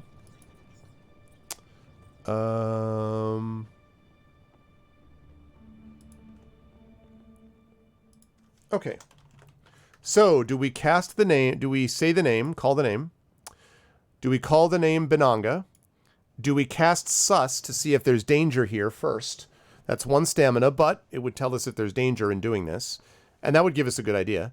Sun causes light to be cast, and that's for free, so we could just do that. Big costs a stamina, but it causes us to, you know, become as big as a giant. And maybe that'll keep anyone who's trying to, you know, jump us from doing anything. Or walk on. What should we do? Call for Gandalf. In doubt, praise the sun. Well, if you're going to praise the sun, then you know what to do. Vote cast sun. There you go. All right, so we have call the name. I see Benanga and I immediately think Benihana. Call the name Benihana. Get delicious hibachi food. This guy comes out wheeling like a cart. Starts doing them with the knives, you know. Salt and pepper. Like, that would actually be perfect. It would be entertaining. It would be restful. And we would have great food. It solves everything. Can we call the name Benihana? Please let us call the name Benihana. That would be the best. Jump up and get down and funky.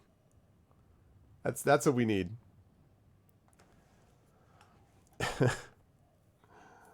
Oh, man.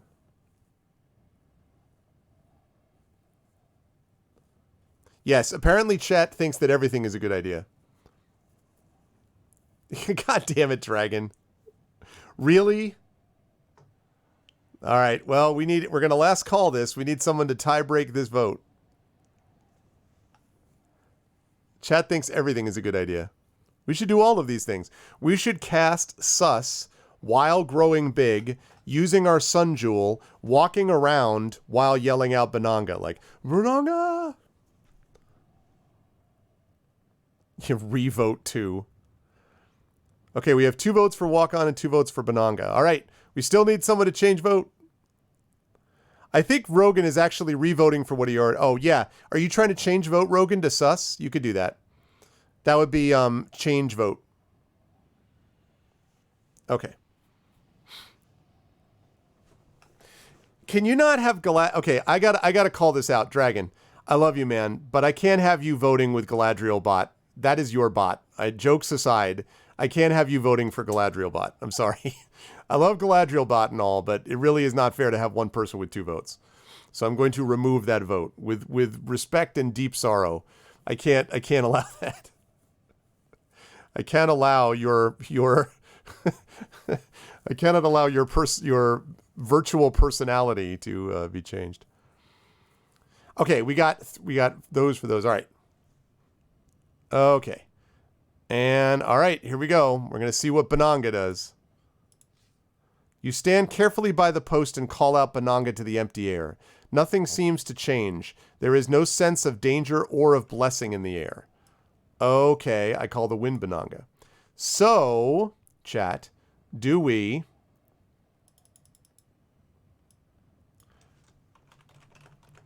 close my eyes, which I will fully admit sounds... It sounds very, very shaky. Okay, just to save time, I'm going to put this in a different slot. So, the choices are... we can still cast... Okay.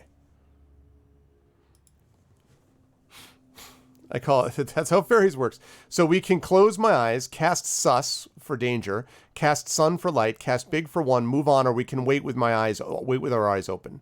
So do we close our eyes, wait with our eyes open, cast Sun, Sus, Sun, Big, or do we move on? That's what we do. That's the question.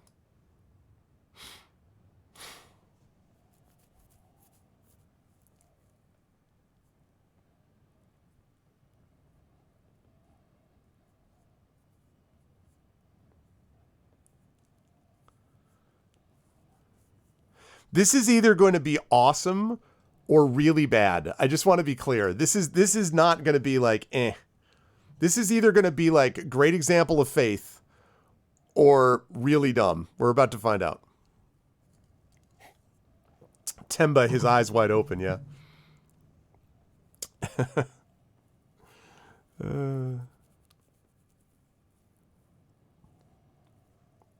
We do have a tendency to do that, yes. Actually, that's not true. I mean, that's because it's hard to tell what we should do here, obviously. Like, it's nobody's fault. We're doing the thing. Okay, going once. We last called this here, so we do need someone to break the tie. Right now, we got 2 votes between close my eyes and wait with my eyes open. Yeah, I mean, that's true. That's true. I guess, you know, I hate to use the fact that... I hate to say that we could rewind because I really don't like doing that unless we absolutely have to. Because of death, usually. But, you know, I understand that. YOLO, all right. We're going to close our eyes. You close your eyes as the note instructed. Nothing happens. You sense no danger. Okay. Should we...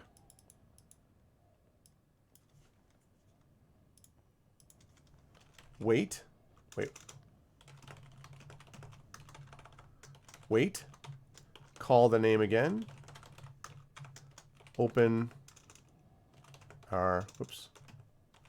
Eyes. What should we do? Wait, call the name again, or open our eyes?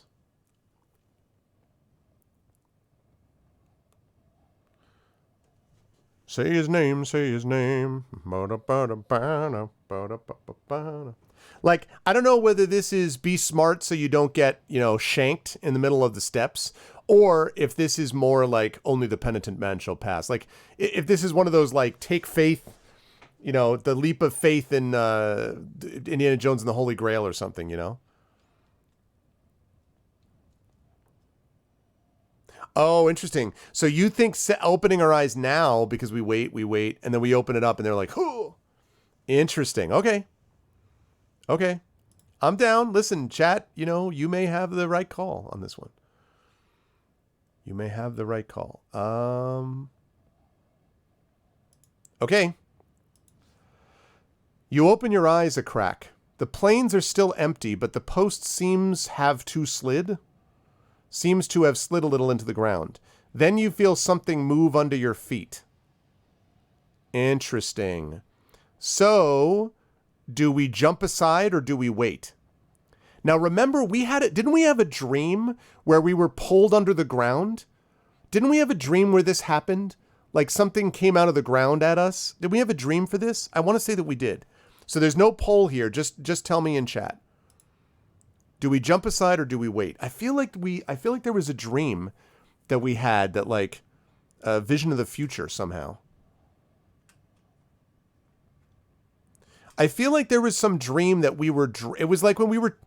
Anyone remember we were on the pool and we ate a mushroom and we ended up having this... It was not a fungi, if you know what I'm saying. We had this basically this crazy trip. And during this crazy trip, there was this whole thing about, like, the creature came from under the ground at us or something. Like, what's up, Marworks? Jump aside. It's rude to step on earth dwellers. You open your eyes, find yourself naked.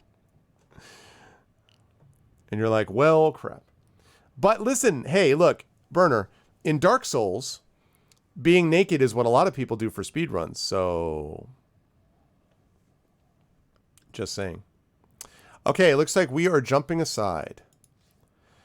You step away from the post just as the ground beneath the post gives way and collapses into the earth. You have avoided falling into the trap by mere moments. Let's look down to the pit. You peer down the side of the pit. At the bottom, a small Badu beetle is burrowing. It works with its soft mandibles to fill in the pit with sand once more. Okay, now, do we throw the chakram at the beetle? Because we could maybe get food from this thing. So do we throw the chakram at the beetle, the throwing star, or do we move on?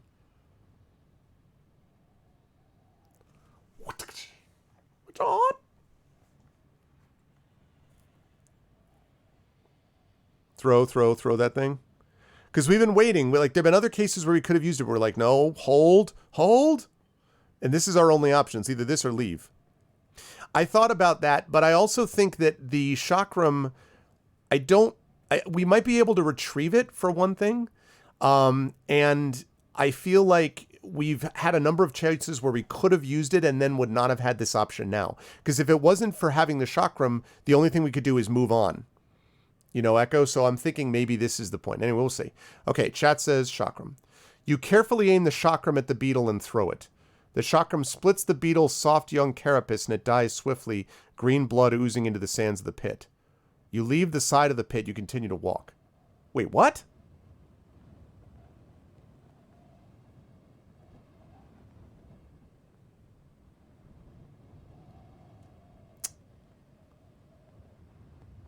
All right, I'm going to rewind then.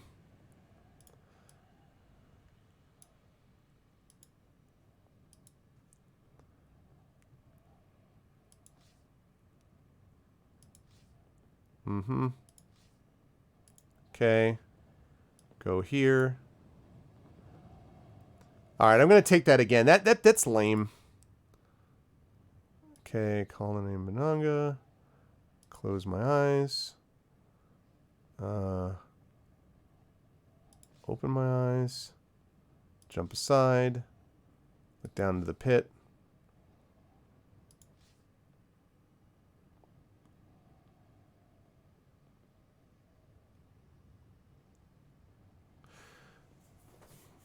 So this is what happens if we don't throw the chakram. So this is weird. It says you must continue your long walk, but the road seems terribly very long. What is with this QA? Perhaps you should simply rest here for a few hours and regain some strength. So here's the thing. We're in a little bit of a rough spot here because we could get some stamina, but here's the problem. We didn't kill the beetle. So does the beetle come up and kill us? Or we could get some stamina back by doing that, although we haven't had provisions, or we could move on to try to get to the tower. So I don't know. I'm tempted to say the best thing to do is to wait and rest, but I could also see an argument that that's dangerous. So I think it's a very weird series of choices we had right there. Anyway, wait and rest or move on, chat. No, it's a small beetle. I mean, I'm just remembering the time that we ate that, steamed bug earlier in this book. And okay, wait and rest. Chet seems to be in favor of rest. Yeah, very weird choices. I agree. All right. You seat yourself and rest, focusing on breath, the sound of the wind. Feel a great calm. Night falls. You should try to find yourself somewhere safe to sleep, especially after traveling all day without food. Ready to move once more. All right. Well, let's keep going to the tower. You keep moving, the ground dropping a little. Sleeping out here, be ill-advised. You'll be exposed to both elements and animals. You should keep moving. I agree. Game. That's why we're going here.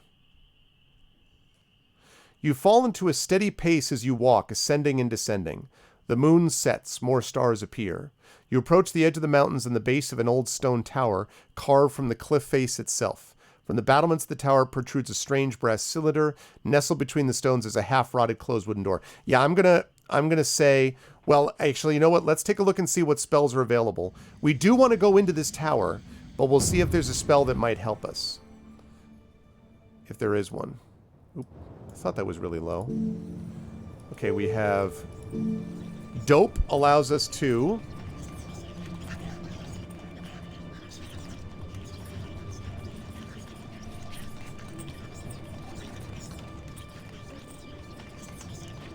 which opens locks and doors. Now, I don't even know if the door is locked, but we could do that. That costs 1 stamina. We're up to 7, so we're slightly better than we were. How would find safe passage.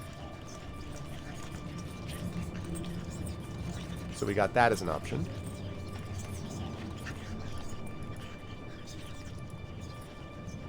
We've got...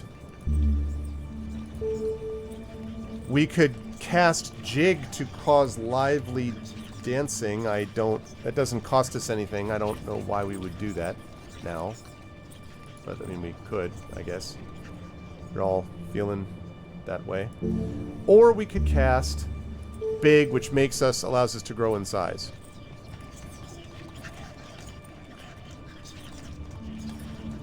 I think those are our options. Dance off. What's up, Ragnar?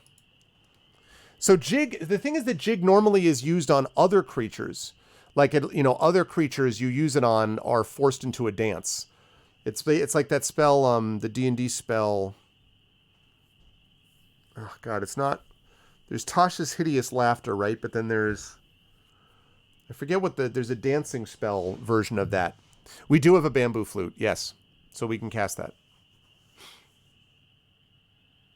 Yeah, it's true, Rogan.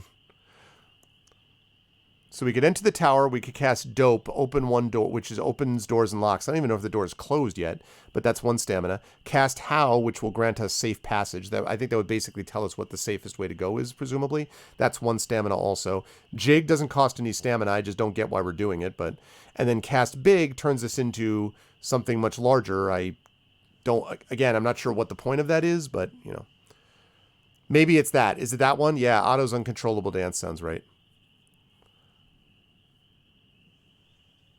So all decent choices, I think. We could also try to enter the tower, and if something happens, I thought that one of the spells was going to be cast sun to provide light, but it doesn't seem like light is an issue. So we could just try to enter the tower, and if it doesn't work, we could cast something else. That's also possible. All these are considerations.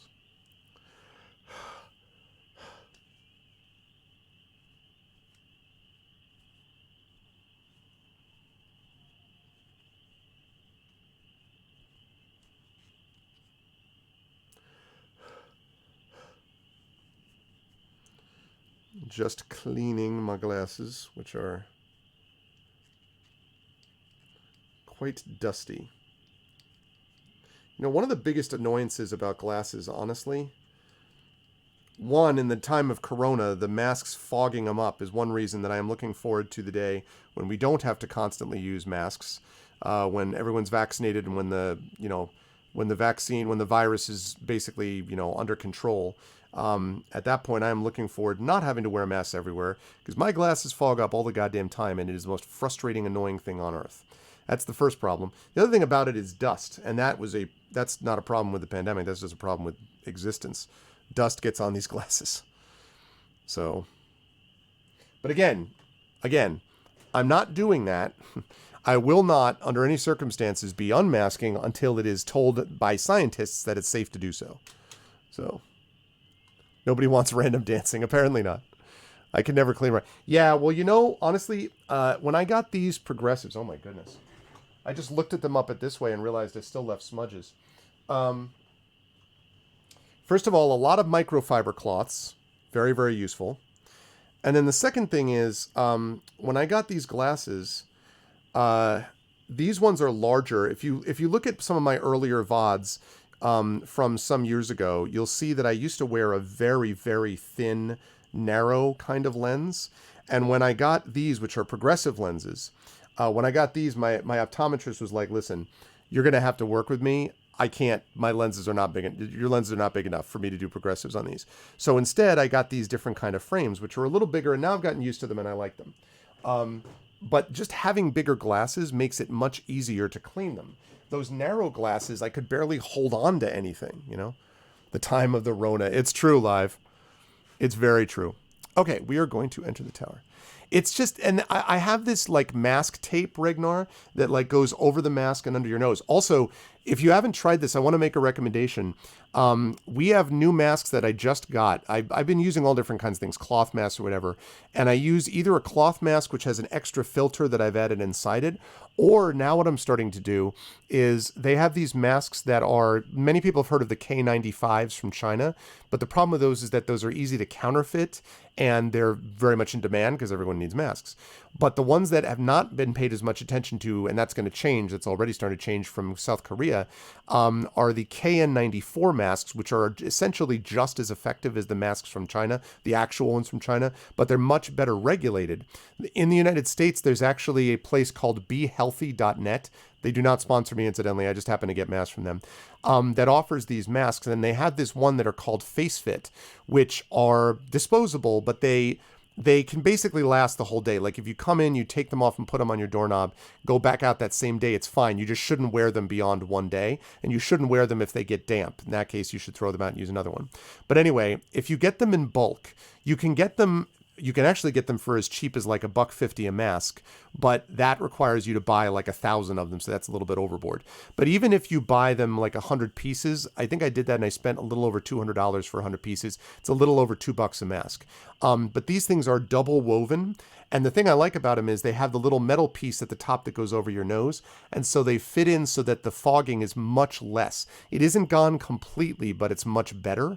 So and then in addition to that, I have this mask tape, which if I'm going to wear a mask all day and literally never take it off, I would put the tape on underneath and that would get rid of the fogging. But it's not just take it on and turn it off. It's kind of a little bit of a process to get it on and get it off. So I don't want to do that most of the time. So it's fogging is difficult. Okay. We are entering the tower. You try the door to the tower. It is locked, but the wood is ancient and rotten and could most likely be easily broken. Okay. So now we actually see what our options are available. Now we see that it is locked. So what we could do here is We could break down the door, or we could cast Dope. Now that makes sense as to why we would cast that spell. Dope is the open door spell. That's 1 stamina, so we could do that. We could cast any of the spells that we previously did. Or we could rest here or turn away. We could rest outside, but that's got the same problems of animals, and we want to get inside so we can touch the crystal and get all our health back. So, what are our choices here? I don't think there's sus. No, let me... Hey, what's up, Miranda? Yeah, we ended up rescheduling it. Nope, there is no sus. So, break down the door, cast Dope, How, Jig. I still don't know why we're casting Jig. Big, or rest here, turn away. The thing about Jig is that it makes a sound because we're blowing it on the flute. I don't know that we want to let everyone know that we're here. So, yes, we're still playing Sorcery on Friday. There is a outside chance that we might reschedule today's Gamebook Illustration stream to that evening, but it's very unlikely because we would be getting started at 9 p.m. Eastern my time, which I think for Terry would be like 3 in the morning, which, no, she's not going to do that. So yeah, yes, it will definitely be Sorcery on Friday, yep. Yeah, Miranda, you missed, actually, you'll have to go back, I don't want to get into it now, but you missed one of the more, you missed a very problematic section of this book with lots of very sketchy references to creatures that are referred to as like subhuman and amazing that they can even write for their species and making reference. It was really cringy, and I don't know what happened. I have to look at the books again because I don't remember this being the case in the books, but the game just, I was like, what is this? It was really weird. I'm going to later on, after I'm done with my afternoon cast, I probably am going to go look and see if I can find any other reference to it, because I really don't understand it. It was just like out of nowhere, all of a sudden it's like, let's have very problematically racist stuff here. I'm really weird. So, yeah, that's what I thought, Echo. So she's not going to want to do that for obvious reasons. So, okay, so Dope, which is open, so you can break down the door, make a lot of noise though. Dope is open the door, cost 1 stamina, but that's not, we can, absorb that. Cast How, cast Jig, cast How is basically safe passage, but that also costs us stamina, and that doesn't help us get in the tower. Jig is just if we want to see people dance, I guess. Big is turning us into a big creature, but again, I don't know the point of that, because that doesn't get us in the tower. 1 stamina, rest or turn away. And yes, live, ableist and racist. Really, it's just really weird.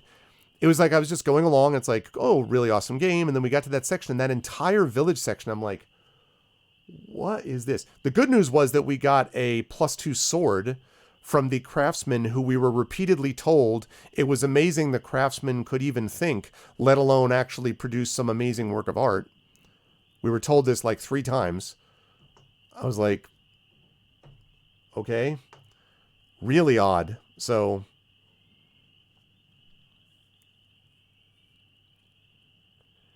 yeah, but we had a big discussion. I mean, we don't want to get into it now, Miranda, but we had a big discussion about that. Yes, but the thing is that it's got some concerns for me, even now when that happens a little bit. And it especially does when they keep talking about how these things are not quite human. They even call them cladamen. So it's like really sketchy. So, yeah, that's all. I'm happy to talk about it some other time. I'm not like, but I just don't, because we spent time talking about it and I don't want to do that for right now. Okay, let's cast a spell. Dope is the will of Chet. I mean, it could be Dop, but I feel like it's dope to open a door, right? Dope. You gather the stars into your design around you. The door of the tower rattles violently as though in a high wind, but then falls still once more. Either this entrance is protected by magic, or it is barred by something the spell cannot shift. Oh, really? Well, then I don't know. Oh, yeah, sure. For sure, Miranda. That's weird. Now I don't know what to do. Well, I mean, I guess we have to try to break down the door, right? That's weird. Yeah, it was over and over again. Okay, so do we break down the door, rest here, or turn away? I mean, I guess we break that door, and if not, we have to rest. That sucks, though, because we need to get into this tower.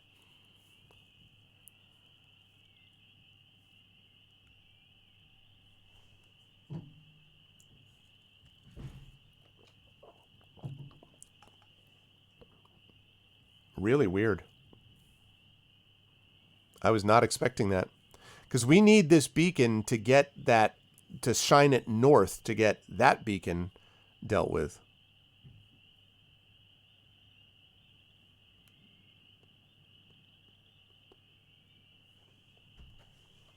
And we're almost wrapped up for the day, by the way, here on this channel. Because I need to go get prepped. Because we want a ring. That's right. We want the serpent ring. Exactly right. I'm actually really happy with that +2 sword. That is good news that we got that. But yeah, I love all these. The beacons is a really cool effect. I just am a little surprised that we... Okay, and... All right, break down the door it is.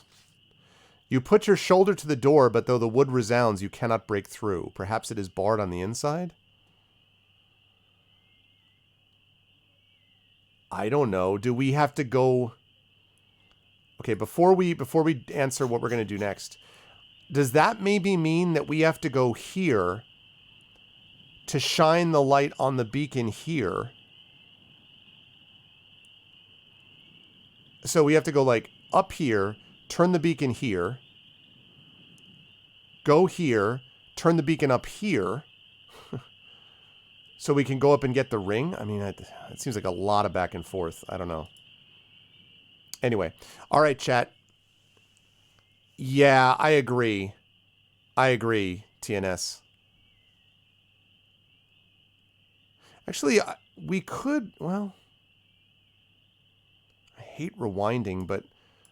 I guess we could most likely be easily broken.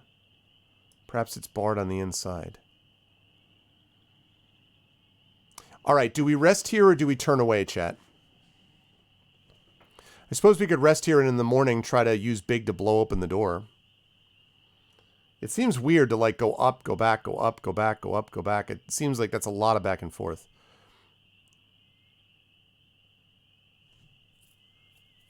Right, I agree, Miranda, which is why I'm wondering what the deal is with this.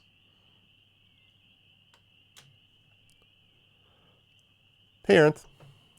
Okay, rest, rest, rest, rest, rest, rest.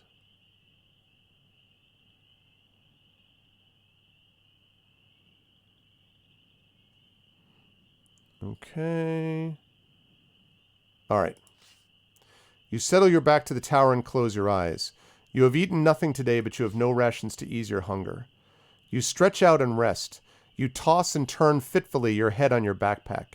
You dream of a terrible smell and the grunting of some kind of wild dog nearby. I agree with that, Miranda.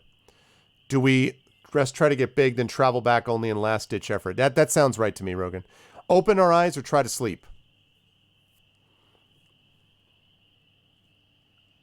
Open eyes? Yeah, just tell me in chat.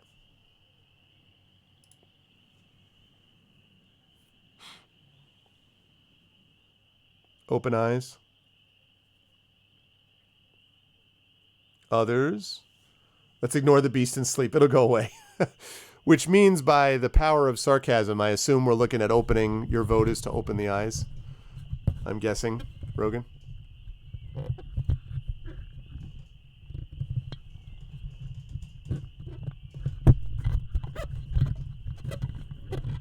Sorry, folks.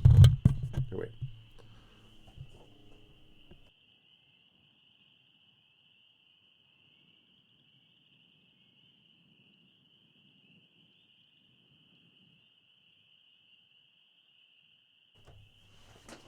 There we go.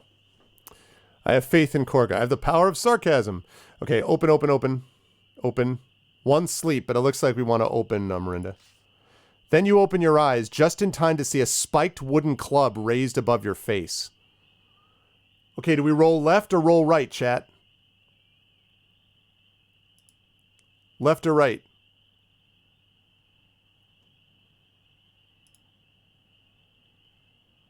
Can we do a barrel roll? I guess we are doing one, right? By doing this? Man, everything out here tries to kill you when you're asleep. Okay, right, right, right. The club's right or our right. I think it's our right, TNS. Instead, you hesitate and are crushed. Right. Okay, I'm going to say it looks like right is what we're doing. You roll right, crashing into a shadowy figure who groans and stumbles backwards. You jump to your feet. 3 tall creatures with powerful arms and ugly faces surround you. They're Cladamen. Again with the Cladamen. Look closer. Figures are dressed in animal skins and carry makeshift clubs as weapons. One has an amulet around his neck. Dark clay, but the jewel at its center glows with a faint gold-colored sheen. Well, we can use it for spells! Okay. They glare back at you, clearly at least somewhat intelligent, but saying nothing.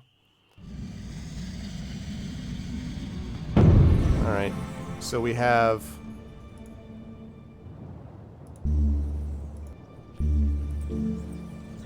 Okay, so... Oops, nope. So we could talk with animals, which is, again, offensive. These are not animals. We could summon a giant. That would be free. We have, I mean, not free. It would use a giant's tooth, but it wouldn't cost us any stamina. We could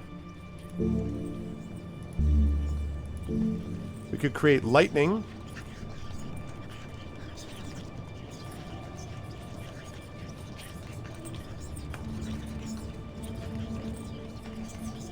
That's 3 stamina, but we could theoretically do that. We could cast a rock demon. We don't have a rock demon's tooth, so we can't cast that. We could cast,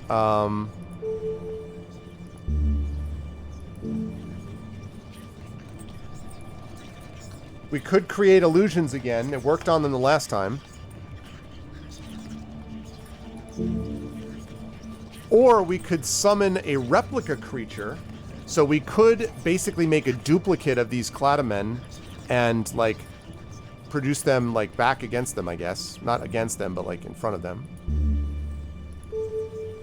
God, we can't cast because we don't have that jewel. Gak is fear, and we don't have that. Yeah.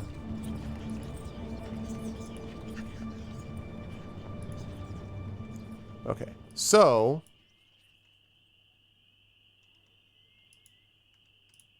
Oh, shoot. My bad. Never mind that. Misfire. Misclick. Greet them. Draw our sword. Cast Yap, cast Yob, cast Zap, or Kid, or cast Kin. So a lot of options, folks. We have more aggressive options and less aggressive options. The smell of napalm, the money, smells like victory. So do we greet them?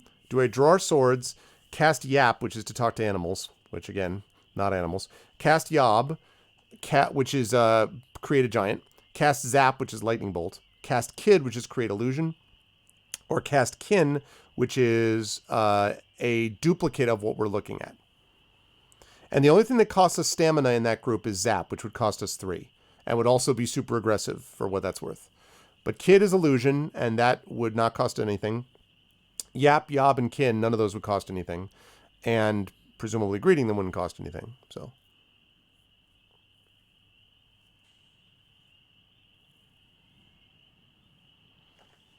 Alright, we have 4 for greet them, and 3 for cast Kin. Okay, last call, last call.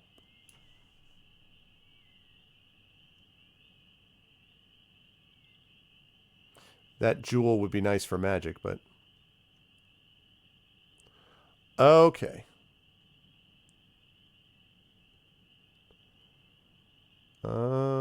Alright. We're going to greet them according to chat.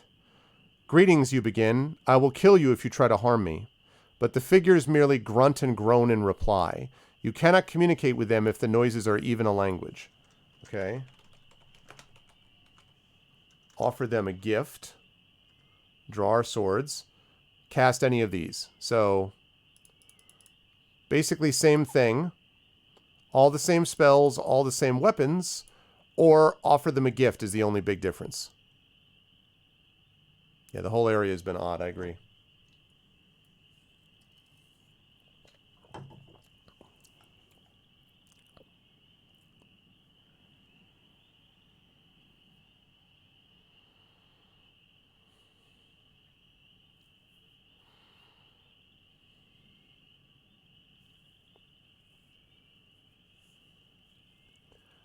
Well, I mean, they did start with a big club over our face, Marinda. So this one you can actually vote in chat, live suing. Right, kin isn't necessarily attacking, that's right. I mean, it might be, but...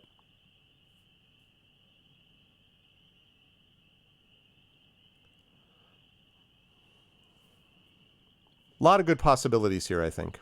Or a lot of equivalent possibilities, let's put it that way.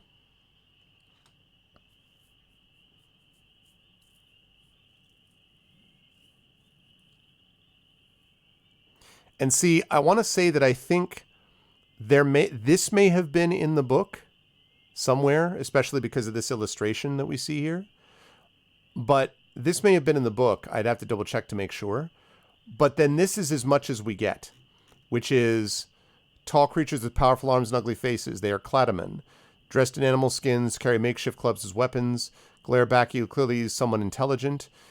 None like this stuff you could make an argument is heading towards being maybe problematic, but it's like they just took the problematic thing and turned it up to 15. You know, like this is sort of like maybe not the most sensitive way to portray it, so maybe you would do it differently in 2021 than they did back in 1983 or 4, whenever these books were written. But, you know.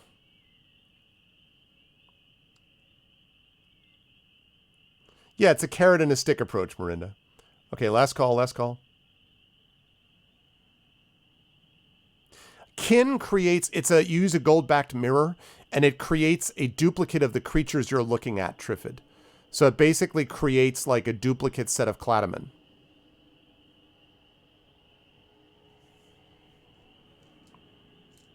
Would it be better if they were orcs or urukai?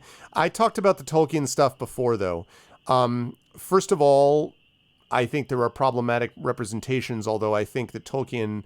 I don't think he's doing what some people who have objected to what he's doing racially, I don't think that's actually what he's doing. And I think especially in the descriptions of these creatures as twisted versions of another creature, as opposed to being, you know, creatures themselves of sovereignty, makes it a little bit different in Tolkien's case. But beyond that, to the extent that there are problematic representations, I don't like those either. So if that's like a, you know, but what about Tolkien? I wouldn't like it any better when Tolkien did it. So, right, exactly, Rogan. And I think, and again, back in the 80s when this was written, it's a little bit of a different time, but it just doesn't do what this does. In 2021, like, they lean into it in a way that is very troubling to me and very surprising. Okay, going once, going twice. All right, we are going to cast Kin.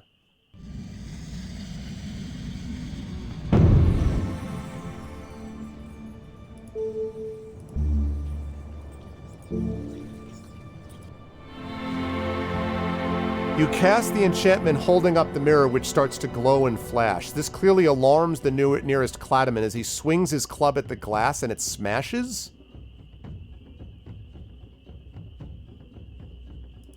No. I rewind.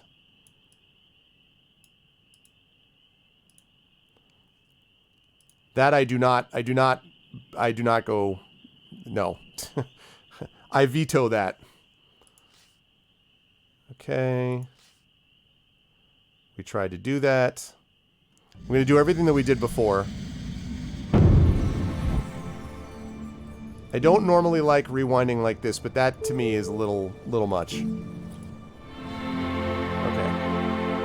Rest here. Close my eyes. Open my eyes. All right. Okay. Look closer. Greet them. Okay. So I veto. So, never mind all of those. Kin is not going to be a thing now. We're not doing that. So, instead we have offer a gift. We have draw our swords. We have Yap, which is talk with animals. These are not animals. We have Yob, which is create a giant. We have a giant's tooth. Zap 3, that's 3 points of stamina. That's a lightning bolt. And then cast Kid, that is that creates illusion.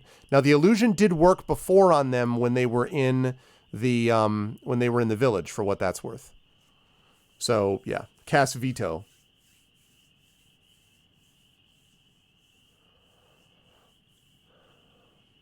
Right. See, I agree, Dragon. I think that's closer to that. I agree with you, and I think that's basically the argument.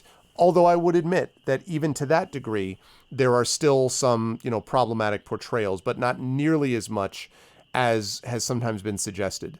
And there's a lot of other positive portrayals that actually counteract that idea, counteract the idea of what was being represented there initially. So, but I basically agree with you. Casting a spell will all draw the same response. Could be. Maybe they'll be startled by anything. Yeah.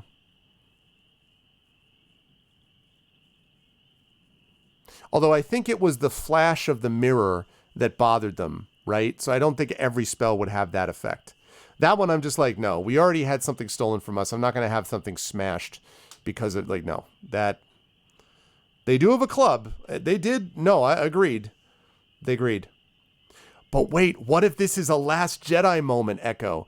And actually this was Luke and then he didn't, it was a misunderstanding. And maybe we'll get 4 different versions of the same story about whether they were going to club us or whether...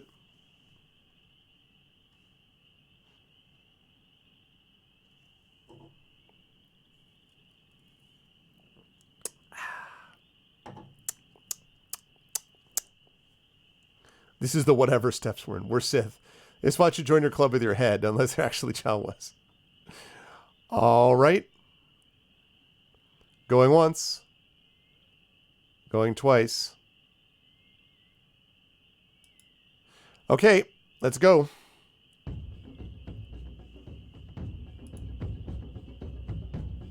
Defend.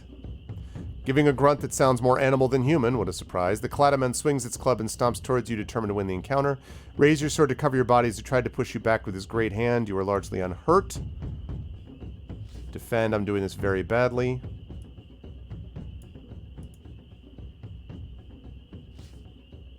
Maintain your defenses.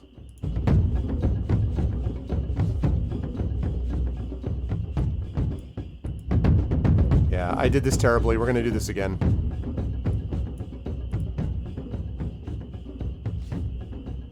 I did this absolutely dreadfully.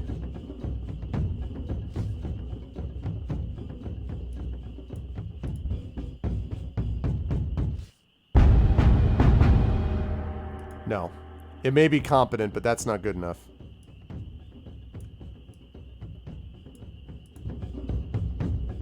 Haha! Okay.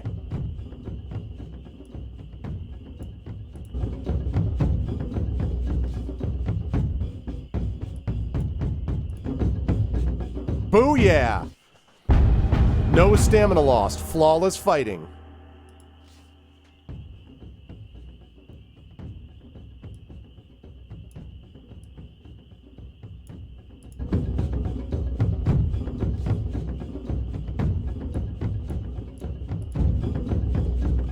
Bang!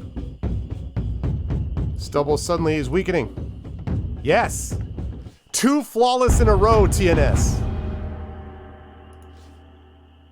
The third Cladaman hangs back, concern written all over his stupid face. Oh, God. He begins to back away, clutching the amulet around his neck as if for protection. Oh, really, Live? Yeah. So, do we kill him or do we let him go? Now, he does have the jewel around his neck. No, I'm just kidding. What do we do, chat? Kill him or let him go? We do have the nice sword. Hey, did you see how epically I handled that fight? 0 damage right there. What do you think? Kill him or let him go? Echo says let him go. Miranda and Ragnar say kill him. Rogan says kill them all. Triffid says let him go. Jedi says kill him. He has stuff, he might get reinforcements. He might. But he might, yeah, I don't know. I don't know what to do here. I probably would personally let him go, but I don't think it's terrible to do the opposite. Okay, so TNS, are you voting to let him go? So we've got Triffid, Echo, both say let him go. They were nice enough to wake us up before fighting. We were nice enough to wake up in a dream, in fairness. Dead men tell no tales. Okay, so we have 1, 2, 3 votes. 4 votes for kill him. 1 vote for let him go. 2 votes for let him go. 4 to kill, 2 to let go. 4 to kill, 2 to let go. 4 to kill, 3 to let go. Dead men tell no tales. Arenth, what is that vote? Does that mean, is that a vote to kill? 4 to kill, 3 to let go. What is that vote for, Arenth? And also, TNS, what's your vote? This is probably going to be the last decision that we make of the day. Stop the cringe and kill them. Oh, jeez. That's a different kind of cringe. I abstain. I wanted to jig the night away. Have them removed. So 4 to 4. Have them removed permanently. All right, 5 to 4. Okay. So kill him it is. But if you let him escape, he may bring others back with him.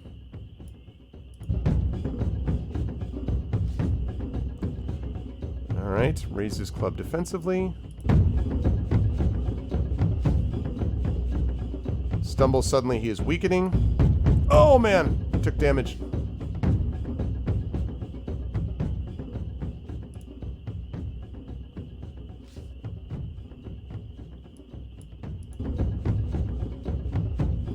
I have to do this combat again. I did this badly. Yeah, this combat went terribly.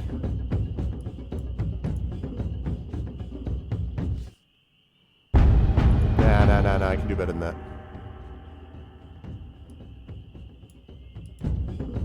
Aha!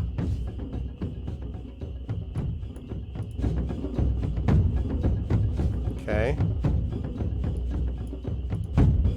Oh, just so close.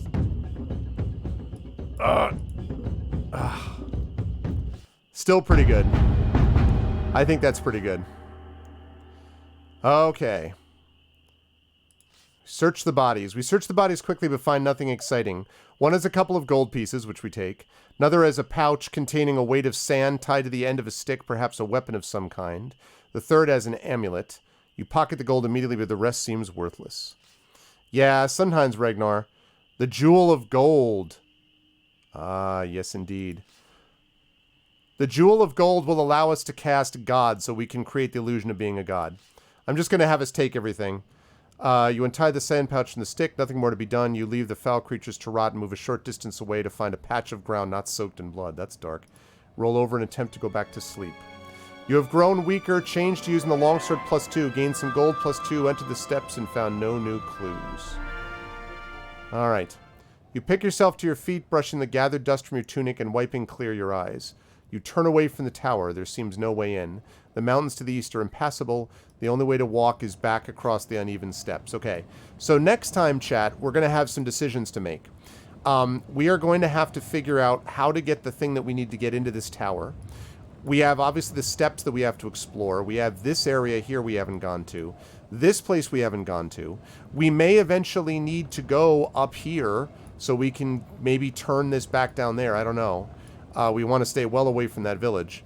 So, I know, right, Triffid? Seriously. So next time, when we do this next time, we're going to have to choose between going southwest towards the Circle of Stones. Whoops. Nope. Southwest towards the Circle of Stones or go directly west. So that is what we're going to have to do next time. Next time, however, is not this time. Apparently, Korga does not feel like what we did was evil doing. Because maybe, I mean, we were defending ourselves in fairness. It wasn't completely our fault there, but... Yes, that's why I have to stop right now. So, still loving that game, but I will fully admit that that whole section I could have done without. I was just kind of like, what is going on? But I will give it a pass. I have enjoyed the game so much so far that, and I have not seen any other clue that would indicate that that was what we're looking at. So that was weird. All right, that was weird, but we're back in the club, right? Hopefully we're not going to have to deal with that again. But I am going to go look it up and see if I can find more information about it at some point, because that just seems very odd to me. Yeah, just really strange. I just don't get it. But anyway, we won't be here much longer. We'll be out of this area, and hopefully that'll be the last time we get anything of that reference, because it was really weird. Okay, now what we have right now for today, though, and I still had a lot of fun with all of you folks. That's always fun. Okay. So now it's time for the Patreon-fueled chat-chosen game of the month, chat. So the question is, what are we going to do? I'm going to take nominations from all of you.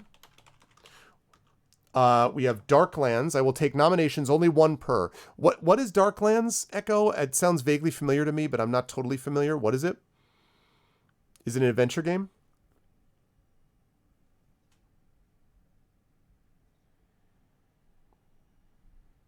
Oh, it's an RPG. Oh, I remember that. Okay, that's fine. So Darklands. What else, folks? Nominations for games for me to play. I, of course, always reserve the right to veto if there is something which doesn't, if I've already played it or I'm going to be playing it anyway, or... Heaven's Vault. Yes, we talked about that, didn't we? Speaking of Inkle. Let's hope they're a lot more culturally sensitive there than they were in this stuff today. Super weird. Okay, Heaven's Vault. I'm on board with checking that out. What else? I will take up to 4 more nominations. Then we're going to vote on it, and the top getters, the top vote getters, will go over to... the top vote getters will be put into the next game command, the straw poll, which will be the one that people will get to vote on up until next week when we'll close it. Yeah, the thing is, though, Regnar, I have to look, though. I don't remember that. I don't remember it being like that. That last fight that we had may have been an encounter that happened, but the description there was mild. The biggest problem was the village, which was way over the top and constant, and that all feels to me like much more modern, so that was strange. Oh, sorry, Echo. Right. Sorry, I can't like everything, man. It doesn't mean it's a bad game, it just wasn't a game for me, that's all. I played it, I tried it. But yes, other nominations that people would like me to try. RPGs, adventure games, I guess platformers of a certain type. I have a Retron, so I can play Nintendo, Super Nintendo, I can play Famicom, I can play Sega Genesis, I can play Game Boy Advance or Game Boy Color. I can play stuff on my virtual console with the Wii U. I can play Nintendo Switch. I can play PS4. I can play in television. And obviously I can play PC. So, okay, well, let's say Time Spinner. Time Spinner. All right, 3 nominations. Anyone else? Yeah, exactly, Triffid. It's okay to like different things. Frostpunk. Ah, I have heard good things about Frostpunk. I always get it confused. Oh, we're going to try the Last Express again. Okay. I always get confused. As long as I can figure out, I think it's available on GOG. I got to make sure that I can stream it, Dragon. But I think that may have changed. So, I always get Frostpunk confused between... Frostpunk is the one where you've got this city and you're in some snowpocalypse, right? And you have to manage the city to keep your people alive, right? I think that's Frostpunk. Actually, Craigery, I've already played that. If you go back to my YouTube, I've already played and won that on stream. Probably about 4 or 5 years ago. So yes, have already played. Yeah, it was. It was good. Yep. Agree. Okay, so I'll take one more nomination if anyone has one. Again, 1 per person only, though. But if you haven't nominated one once... It's a post-apocalyptic horror. It's not really a horror game. I've seen what Frostpunk is. It wasn't quite. It's a little... I've seen a bit of Frostpunk being played. No, I know it's available. I know Frostpunk is available on GOG, yeah. That's easy. I mean, I'll ask for the code. That's not a problem. I can get that. I can get any of these. And I actually think all of these are available on GOG, actually. So it's easy for me to get. Okay, anyone else? Going once, going twice, and then I'm going to open the poll. And, okay, here we go. So now get your votes in, chat. This is for nominations. So go ahead and vote. The top 3 vote getters will go on to a straw poll, which I'm going to ask either Dragon Spear or Hillness or Burner or Triffity Mats to put into the next game command. Usually Echo is Johnny on the spot and already has the straw poll part done. But yeah, I don't want a 4-way tie. I'll take a 3-way tie, but a 4-way tie. Yeah, okay, cool. I figured you would. But yeah, I'm going to need the top 3 vote getters here. 4 is not going to do it. I don't want 4. I can do 2, and I've done... Typically we do 3, but 2 is also fine. 2 or 3 is fine. 4 is not. Because it's just too much and we don't get enough... We wouldn't get enough votes on it. So...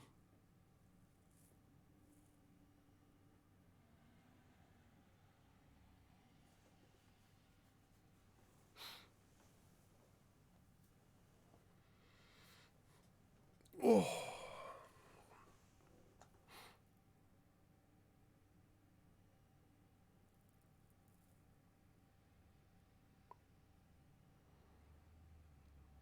Is Darklands harsh? What's up, Lone Wolf? No, I'm not on early. I'm usually on I'm on late, actually. I'm usually on from 12 to 3 on Tuesdays Eastern. But today we ended up rescheduling with Terry Tunes, and so I ended up getting on myself at 1 o'clock.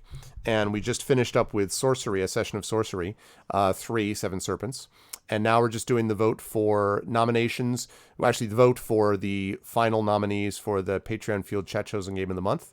And then I'm going over to GOG in about 20 minutes, and I'm going to be playing Mission Critical, which is going to be the new video game that we're going to play on there. So,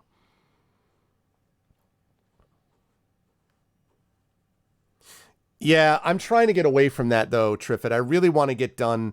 I really want to start wrapping up by 3 and be out of here by 3:15, 3:30, because 3:45, I've been doing that lately because sometimes I get on a little bit later because of family responsibilities and things. So I want to get in a good session, but the problem is that sometimes means that I pay for it on the other end, and I really don't want to do that. So I gotta be better about trying to get out of here. No, not that much. I don't usually end right at 3, but I usually get done by 3:30 though. And I'd like to go back to 3:30. This is ending too late for me, just because of what I have afterwards. Okay, we got 3 votes for Frostpunk, 2 votes for Darklands, and then 1 vote each for Last Express and Heaven's Vault. Okay, so I need 1 more vote, please, for one of the ones that's currently in 3rd place. So if I could get a vote from somebody, or a change vote, preferably not from Darklands, either to Heaven's Vault or Last Express, and then we'll have our 3.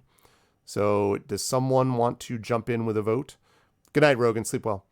For Heaven's Vault or Last Express, or change vote to one of those.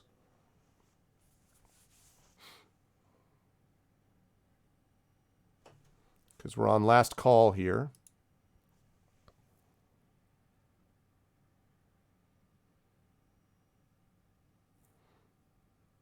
Last call, last call. Anybody? Need to wrap this up. So we got 3 votes for Frostpunk and 2 votes for Darklands. Both of those will end up in the final poll. But we need to get a vote for either Heaven's Vault or Last Express. So if one of the people is willing to change their vote off of one of those, or if one of the people is willing, who has not voted yet, can add a vote to one of those, that would be very much appreciated, because I want to make sure we do that. 3 votes each for Darklands and Frostpunk. Okay, very definitively people want those 2. I mean, honestly, the other thing we could do is, if those are obviously the ones you used random.org to pick, I see how it is. If that's honestly what people want, that's fine, with no opinion. Then what we can do is, you want to vote for Heaven's Vault.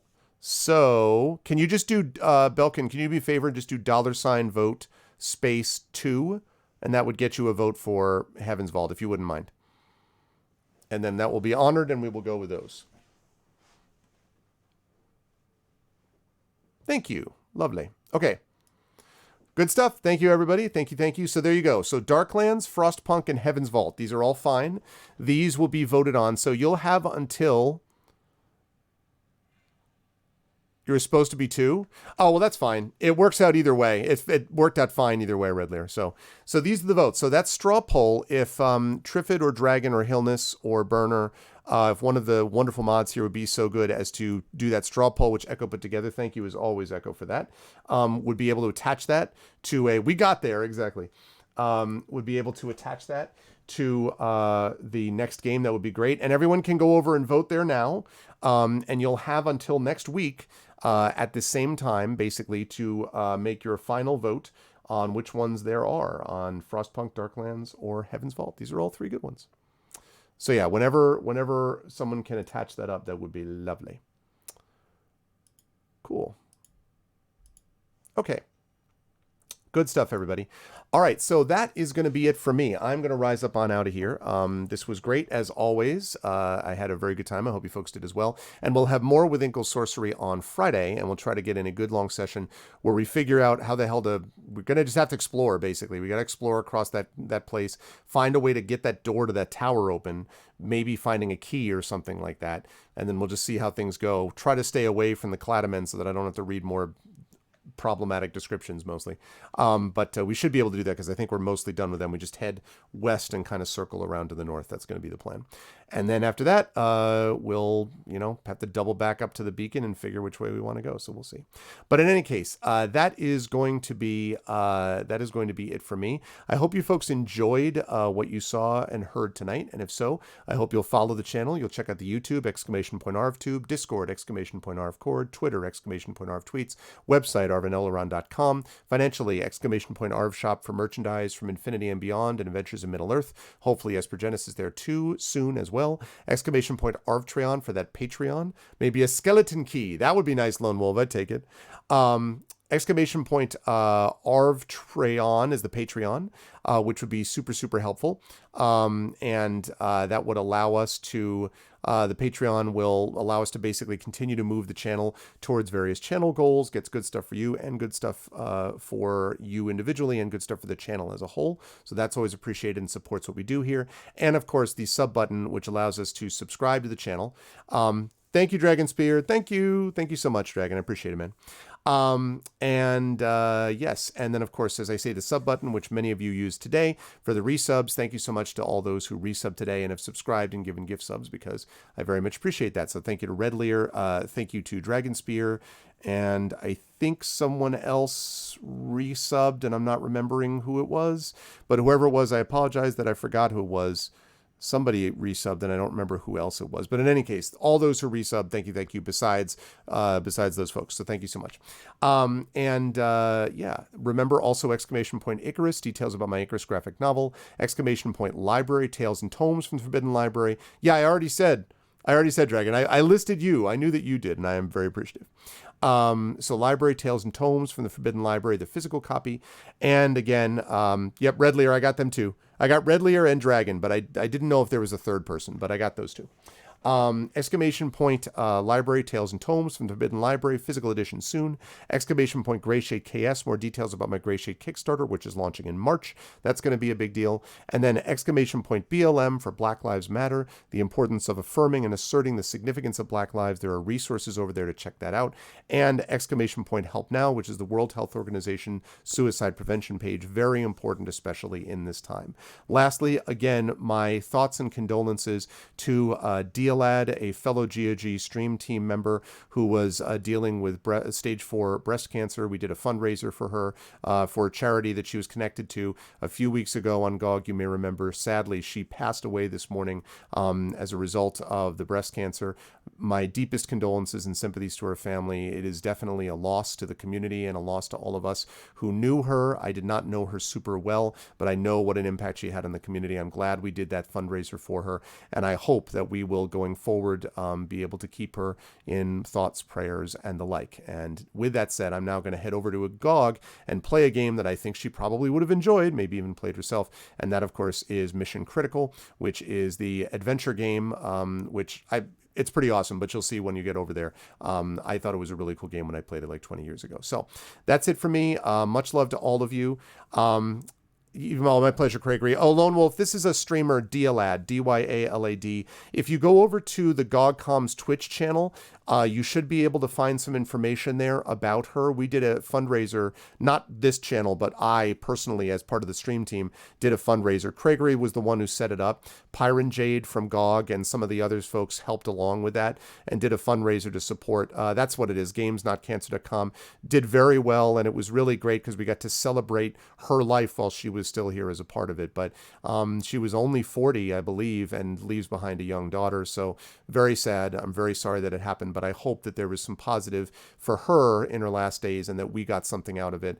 The community got something out of it as well, and being able to not only say good things for her, but also think about ourselves and about, reaching out to those who need that help. So in any case, our condolences, our sympathies, and our hope and prayers for a voyage forward in whatever comes next.